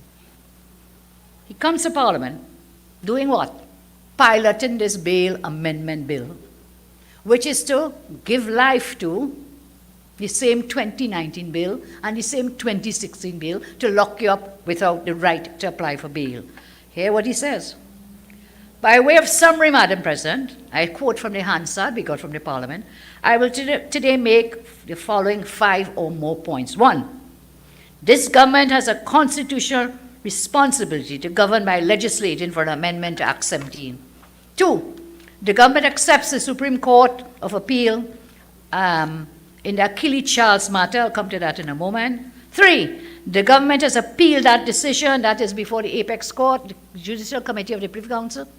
The case of Gopi Charles, ruled by the Court of Appeal in Trinidad and Tobago, that a person accused of murder should not be denied the right to appeal, to apply for bail. So if you give people the right to, the court is saying, yes, they can apply for bail. That is the law as we speak. Privy Council has heard it, will give a decision, but the law in TNT now is you can apply for bail. The judge will have to give it to you, but you could apply. So why then are you bringing a piece of law that is now in contradiction and contrary to the law laid down by our Court of Appeal? When he spoke, he said, okay, when that time comes according to how the Privy Council rules, we'll deal with that then. So he wants to come and tell you, no bail application, none to be done. But when the Privy Council deals with it, we'll let you know what we think. 3, oh yes, that's the appeal. 4, the Section 13 constitutional argument permits of exceptional circumstances which exist in our current situation today. Hear this now. The government, by Prime Minister Rowley, has only 2 days ago stated that this republic is at a point at which violence can be seen to amount to a public health emergency. I'll come back to this public health thing. Imagine the LC will now be a man, minister in charge of national security. COVID, oh God help us. God help us. Now I come to something I want to remind him of. Madam President, it is important that I commence my remarks before this House today by addressing a consideration of principle.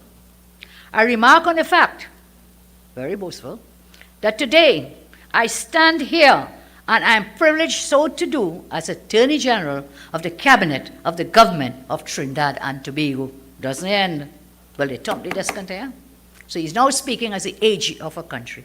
Disgraced nonetheless, but as the AG. This is the part.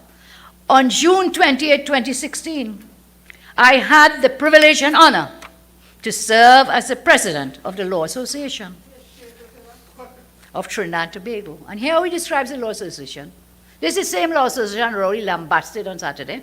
Here he describes them as hypocrites, these people are, total hypocrites.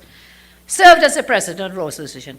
Here he describes it, a constituent statutory organization to which all practicing lawyers belong, and which organization regulates the dignity of an honorable profession. But Prime Minister Rowley on Saturday lambast.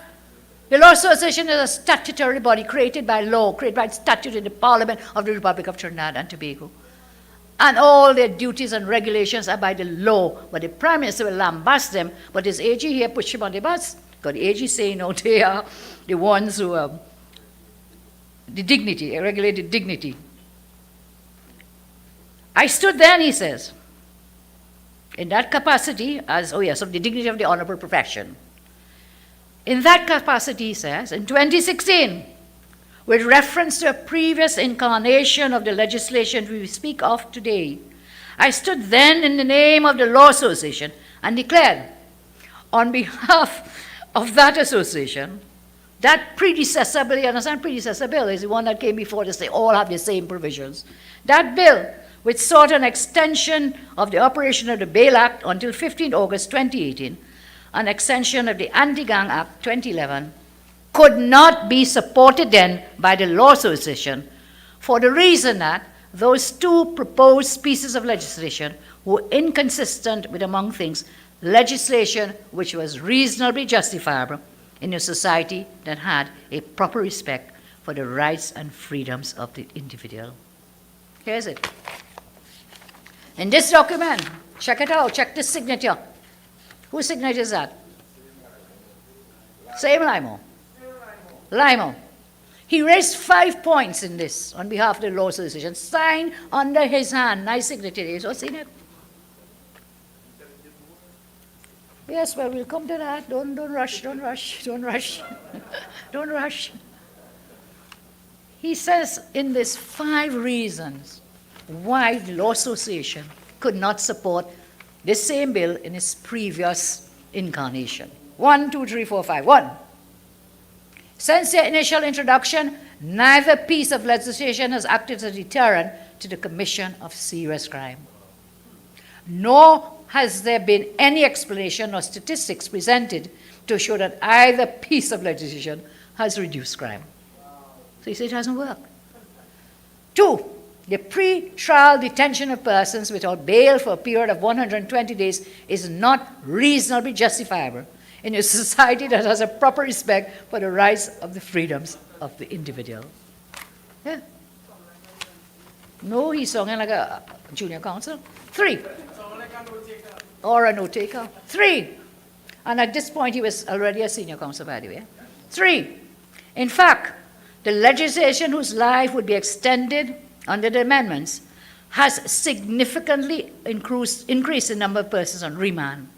The conditions on remand where accused are kept acknowledged to be barbaric and inhumane. 4.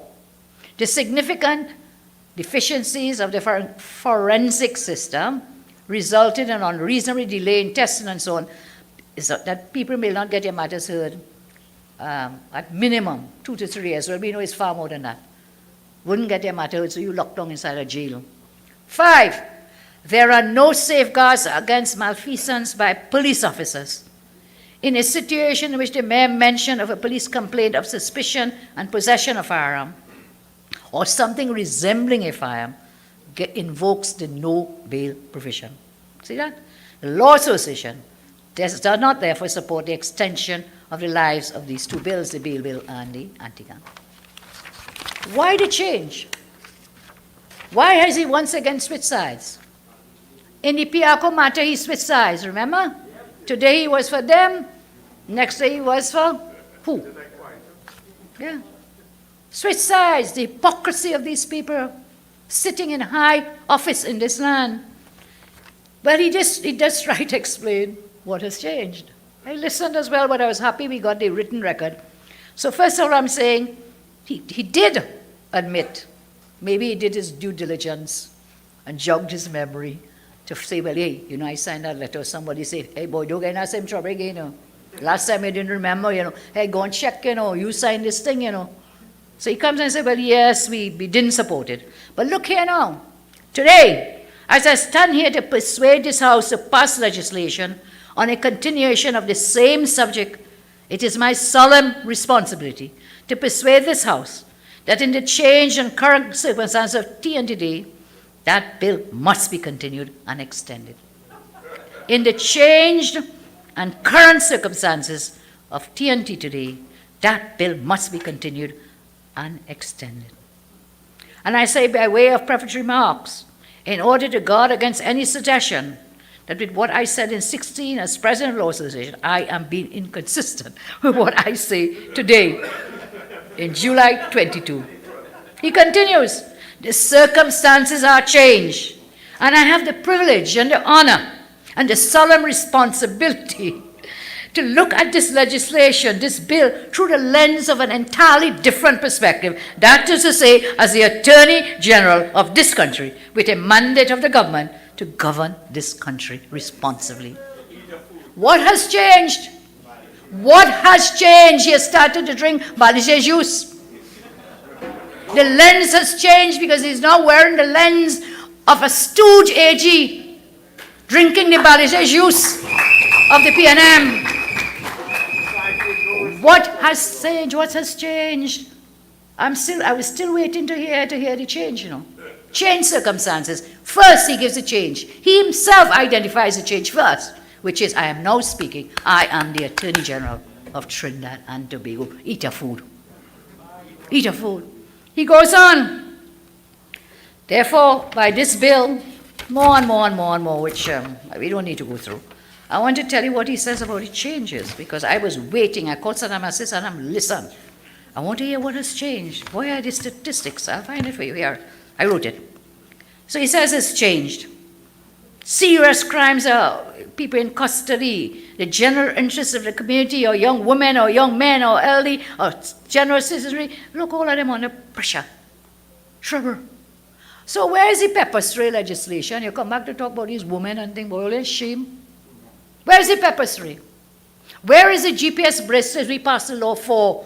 So instead of keeping them in a jail cell when they are presumed innocent, why don't you give them the GPS? They could be tracked. You could know where they are at any given time to help reduce any crime. Here's the change now. The statistics, Madam President, which this government has researched, show a very serious state of affairs before us.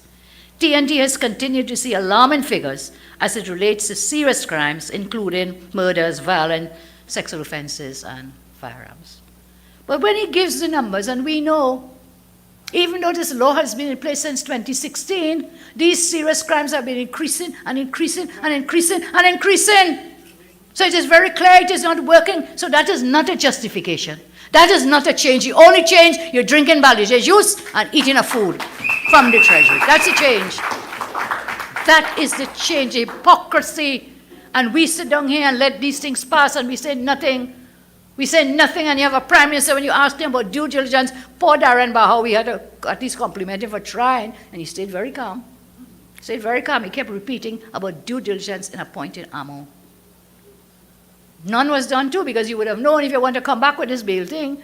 Hey, this is a man who said this thing not working, this is unconstitutional, every word in the book. We'll deal more with that, but we have to go down why I tell you the government has collapsed. And I think I said the government has fallen. That's how I started it off today, fallen.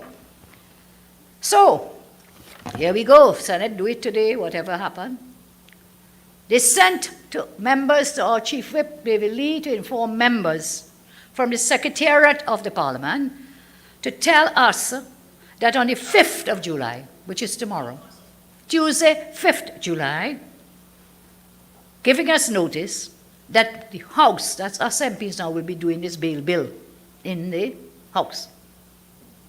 But there is the practice, the procedure, and the protocol. If a bill is in the Senate, it cannot be laid in the House. So it was not even laid, but they gave us prior notice. We intend to lay it tomorrow, Tuesday 5th, and debate it on the same Tuesday 5th. But look at trouble now. Look at trouble now.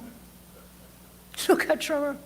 You told us that, David, I asked you the date, 30th June, so all of us busy preparing for this. That's why I know so much about it. I could talk it. I could just leave and talk it. We could all talk it. We prepared. We spend our time, which is a practice in the Parliament. When we know what we are going to debate, we practice, we research. And so, 30th June. Today is the 4th July. What happened? You cannot bring that bill to my house tomorrow because you did not pass the bill in the Senate today. True. You did not. It cannot come to our house. So what will happen tomorrow when you bring all of us from 10 o'clock in the morning? I'll come to that. So what happened today? They were so sure that they will get the votes in the Senate of the so-called independents. That is why they put no space. They put the Senate today the 4th, and very next morning, 10 a.m., they put the House. These fellas don't know what they're doing, just like they just don't know what they're doing. Oh God, you're so sure, you must be buy out all them independents that you were so sure? Well, they gave you a shock today because you were forced to adjourn the Parliament without taking the votes because you could not get the votes. So what did they do? They adjourned the Senate to Wednesday. So you could imagine how much lobbying going on all now. All of tomorrow, 48 hours lobbying these independents. Let's see if them fellas have the gravitas. I think there's another word, but I won't use it tonight. Let's see if you have the gravitas. Stay there. That if they could withstand, because this bill is very, very dangerous, undemocratic law. It is totally unconstitutional, and it goes beyond those Section 4 and 5 rights that I just talked to you about. It goes beyond the special, what they call it, the supermajority. So normally it's simple majority, which they have. Supermajority, that's what he called them. That's the 3/5. I'm telling you, it goes beyond the Section 13 supermajority of 3/5, because you know why? You are interfering with the powers of the judiciary. And our constitution, our whole framework of democracy is a separation of powers. The Parliament cannot tell the judiciary what to do in exercising their functions. And so you don't need any Section 13 3/5 for this, boss. It was the same thing I raised when they brought the whistleblower and wanted to take away your right to go to a courthouse. Those are fundamental democratic principles.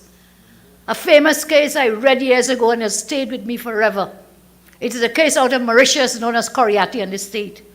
And in that case, the Privy Council read the Constitution of Mauritius and said you must take into account not just Section 4 rights, Section 5 rights, you must read the preamble to the Constitution, which is the foundation of the entire constitutional instrument document. And that in the preamble, when you read it, it says that Trinidad and Tobago, like Trinidad and Tobago is a sovereign democratic state. What does that mean? What does it mean? Nice words. It means something very powerful. It means that we'll be founded on the principles of the rule of law. And the rule of law, in addition to many other things, one of which is what is known as a separation of powers. So, we in the Parliament cannot go to a courthouse and do the work of the judges. We cannot judge a case. But same-wise, the Parliament cannot tell the judiciary whether to grant bail or not grant bail. The judiciary has that discretion and that power. You apply, they'll tell you yes, they'll tell you no. So when the UNC says we are not supporting this for many reasons, but it's not that we are saying, let everybody get bail and go there and be criminals. No, the judiciary has that power, already has that power, always had that power, and you want to take it away from them. So you can't get a Section 13 supermajority. You will have to get a supermajority of Section 54 of the Constitution. No 3/5 is going to help you. So if you could bully me and us on independence to pass it for you, it will be struck down. It will be struck down in the courts of law of Trinidad and Tobago. It will be struck down. I therefore call on those independents to think 4 and 5 times when they're lobbying you tonight, all tonight, with caviar and lobster hunting, or whatever else. I'm not saying they're doing that, but if they try to run them. And when you come back on Wednesday, you tell them, no, we don't want this bill. We will not support this bill. We will not support it. Yes, yes. There are some good men and women, I'm sure, who will think a few times. Why would you put it for Wednesday? You know you're going to lose it already. Why? Because they want to lobby. So men and women of the Senate, independent as you are called, please stand up, not for the Balish issues, stand up for the people and their rights, people of Trinidad and Tobago. Oh, we still have to talk about tomorrow now, David Lee. So when this thing, when the government fell down, collapsed in the Senate today, about 7 o'clock, is it, David Lee? They sent a notice now. Because now it's a real shame, eh? The bill we were supposed to do tomorrow cannot come in the House tomorrow for debate. So they send up thing now, they say we're doing 3 bills tomorrow. We're doing 3, or they come 10 o'clock, we're doing it. No notice before, but come in the morning. We got that notice 7 p.m. Well, we coming. We are coming and we will give you hell. Whatever it may become, hell or high water, we will come to Parliament. So they want to ambush us now by giving us 3 different bills. But it's egg on their faces. It is incompetence. And maybe far more than that is playing off. So, look, I didn't intend to talk on bail and whatever, but I think the age is in crisis, the government is in crisis, the Prime Minister is in crisis, the country is in crisis. And you know, many years ago I shared with you, I wouldn't be much longer, I see what time is running.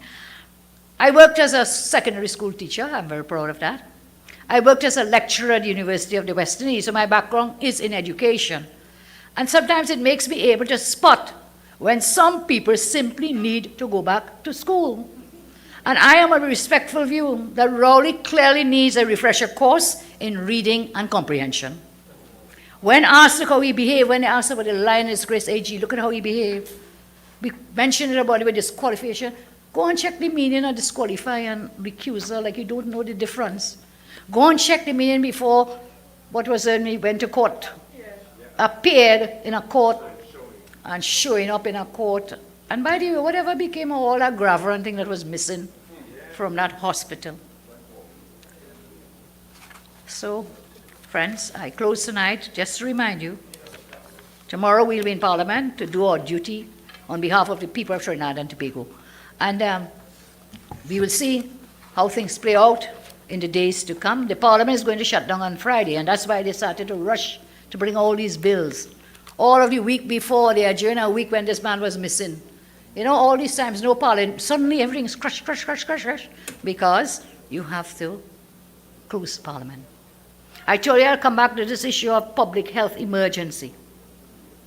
Now, if you wanted more proof that this government has fallen, this is another thing. Nothing could be more evident of this than the strange, baffling comments about having a public health emergency. I wonder if he went and checked out. Tim, you could probably help us. What is a public health emergency?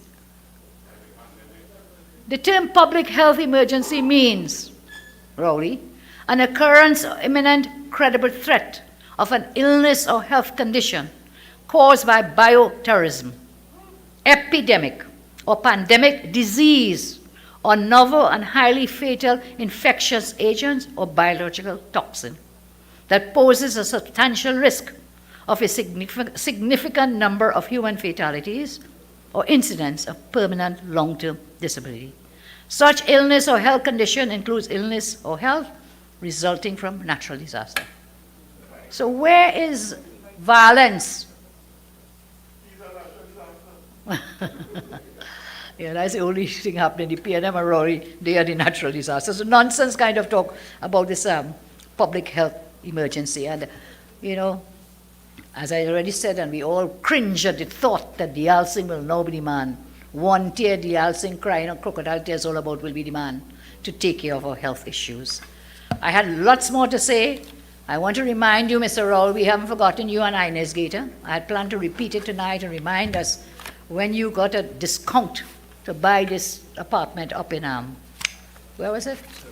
In Tobago, Inez Gate, in Inez Gate. So my friends, I say that the Prime Minister has reneged on his duty as Prime Minister. He has admitted he's simply incompetent, incapable. He's better, it will look better running out the country than running the country in Trinidad. He doesn't understand basic governance. He doesn't understand or respect the rule of law or court rulings, locally or internationally. He's a stranger to the truth, stranger to democracy.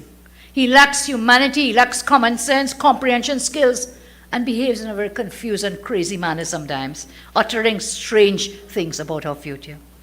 I said that this government has fallen. We use the word collapse. I think after that, where they fell down in that parliament today, the government has clearly shown they are clueless, like headless chickens, in governing and running our country. So let me tell you something, Mr. Rowley. Come Monday, what they say, what Killer tells us, come down there, Rowley. Come down there, Rowley, and call the election. Come down from there. Come down from there and call the election now.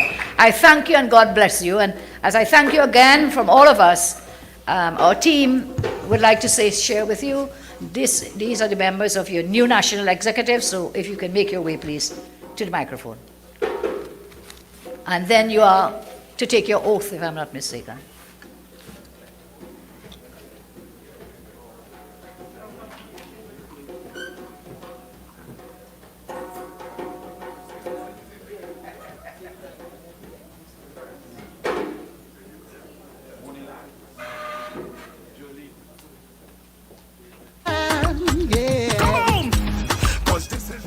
Thank you, Honorable Political Leader.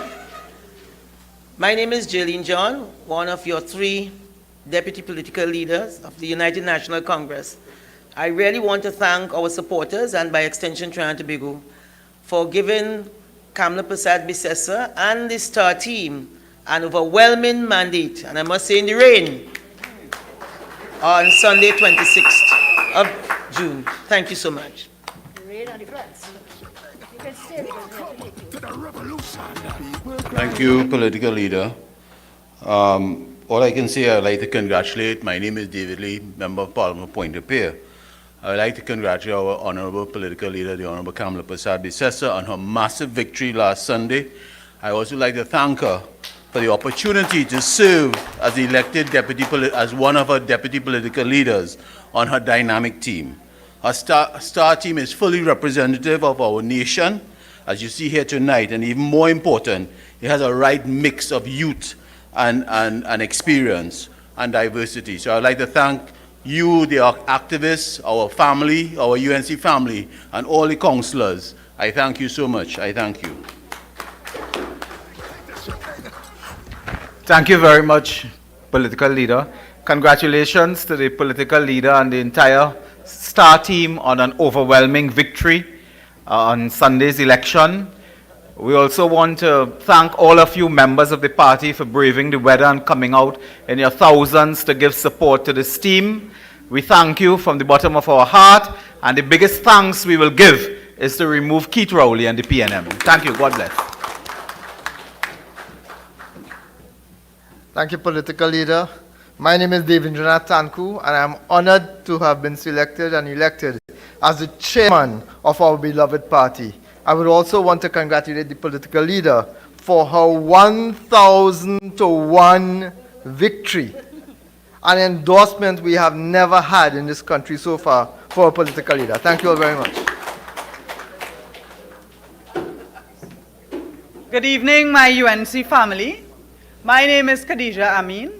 I want to thank the Honorable Kamla Persad-Bissessar for her confidence in allowing me to return as a candidate as Deputy Chairman of this great party. And I want to congratulate the people of the United National Congress for taking a stand on behalf of Trinidad and Tobago for returning Kamla Persad-Bissessar as the political leader so that together we can return her as Prime Minister of this great country. Thank you. Good evening again, Trinidad and Tobago. I am Sean Sobers, your newly elected Policy and Strategy Officer under our One Party, One Leader. I would also again like to extend my congratulations to our Honorable Political Leader on her success with respect to the internal elections. And now that that is out of the way, we can focus directly on returning the United National Congress, that one party, under the astute leadership of our one leader as the Prime Minister of Trinidad and Tobago. Thank you.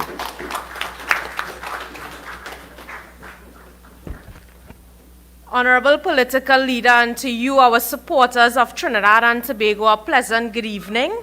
I am Vandana Mohit, elected Education Officer, and this evening I join in congratulating our political leader, the Honorable Kamla Persad-Bissessar, and all winning members of the STAR team. And I thank you. I join in thanking you, the members, for supporting us. We are winners because of you, and we shall continue to work for you under one leader, one party. I thank you. Good evening, UNC family. Once again, I am Saddam Hussein, the Member of Parliament for Barataria San Juan. Thank you for electing me as the next Research Officer of the United National Congress under the leadership of Kamla Persad-Bissessar. And I take the opportunity to congratulate the Honorable Political Leader on an overwhelming victory. And this is the team to take Trinidad and Tobago back into government again, the UNC into government again, under Prime Minister Kamla Persad-Bissessar.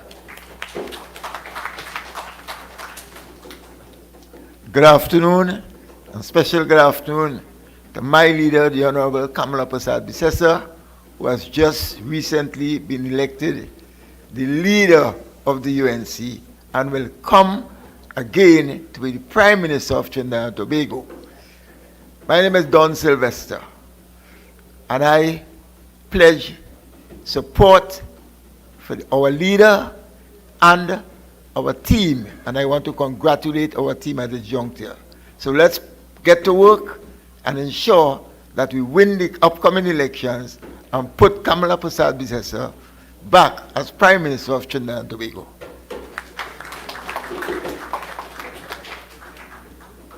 Hi, good night, everybody. Congratulations to the political leader, Kamla Persad-Bissessar.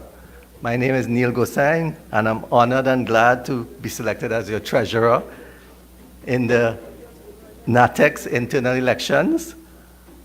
I want to thank all our supporters for supporting us, and we have faith in Kamla Persad-Bissessar, and the best way to show that is let's remove the PNM from office. Thank you very much.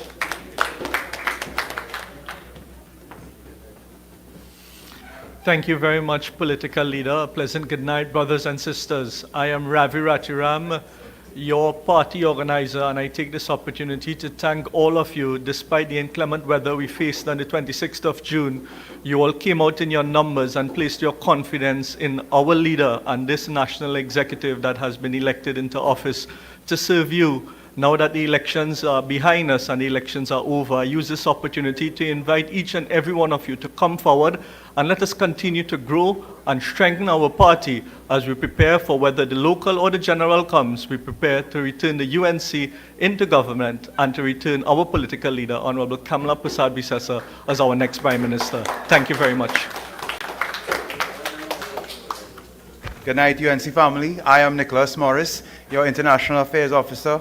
I'd like to thank the Honorable Kamla Persad-Bissessar for having me on her team, and also for the great success she ensured for this team, because without Kamla Persad-Bissessar, none of us would be successful on this team. So we thank the Honorable Kamla Persad-Bissessar, and we thank the membership for electing her as our political leader, because she is the key to saving this nation. And we thank you very much. Good evening, political leader, United National Congress members all. I am Barry Padrat, the Member of Parliament for Princestown. I would like to thank the rank and file of our party for your continued love, your blood, sweat and tears, and your demonstrated commitment by your vote on June 26, 2022. I want to use this opportunity to also thank our political leader for her mentorship, especially of us, the younger members. As you can see, we have a very good mix. I see Dr. Munilal smiling. He anticipates what I'm going to say, but a very good mix of the young and the not so young and the in-between. But I think we have a very strong team political leader, and it demonstrates your courage, your strength, and your conviction in terms of mentoring all of us to provide a greater quality of service to our party and to our country. Thank you. Good night. I'd like to congratulate our political leader, Mrs. Kamla Persad-Bissessar, on her victory and her STAR team. My name is Eli Zaku, your newly elected Northwest Regional Representative. I'm honored to be a part of this team led by a visionary leader, and I'm very excited to start my third term. Thank you for your support. Thank you. Congratulations, Honorable Leader. Time for the Rowley PNM to retire. Today the tongue was on fire. Time for the Rowley PNM to Retire. Them youths was burning tire. Time for the rowdy PNM to retire. We will keep fighting for the people, even in the darkest hour. In this blessed nation, the government pushed the city of Port-au-Spain to rebellion. Today, tongue was on fire. Time to bring in Kamla Persad-Bissessar. Thank you.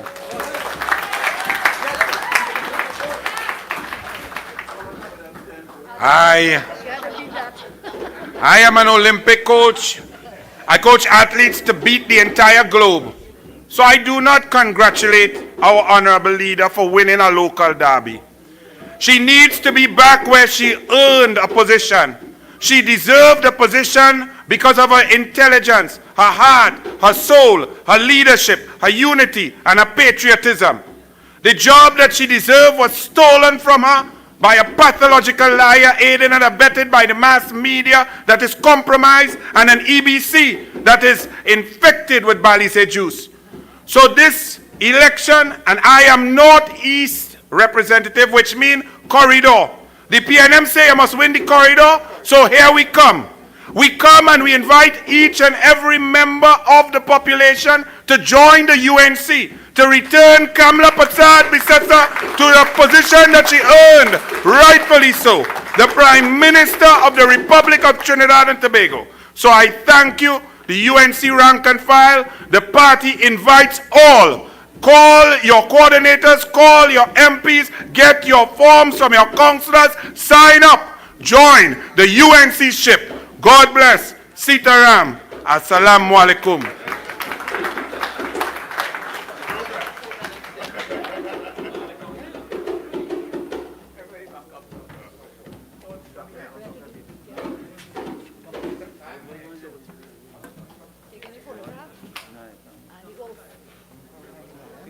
Together as one. This revolution is about restoring our democracy. And this revolution is about stopping this creeping dictatorship.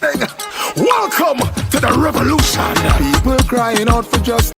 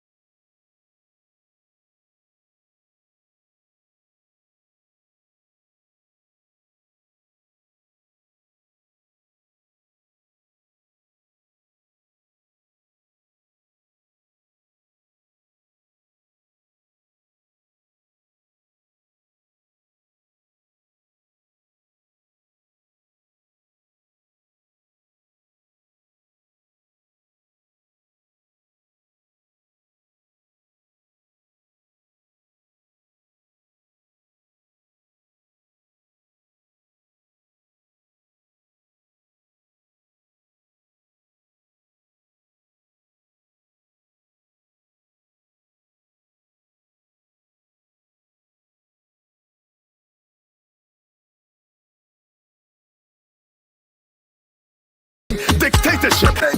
Welcome to the revolution. People crying out for justice. Some of them crying out for freedom. Okay, are we going live now? Yes, we are. Repeat after me. I solemnly pledge. Will you kindly use a mic? Take it with you.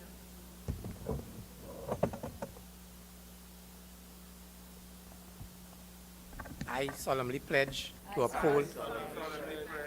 uphold the party's constitution, rules and policies of the United National Congress, to strive my best to maintain the dignity of the United National Congress, to carry about myself and conduct all business in such a manner to bring pride to my party, and in furtherance of the goals and objectives of the UNC.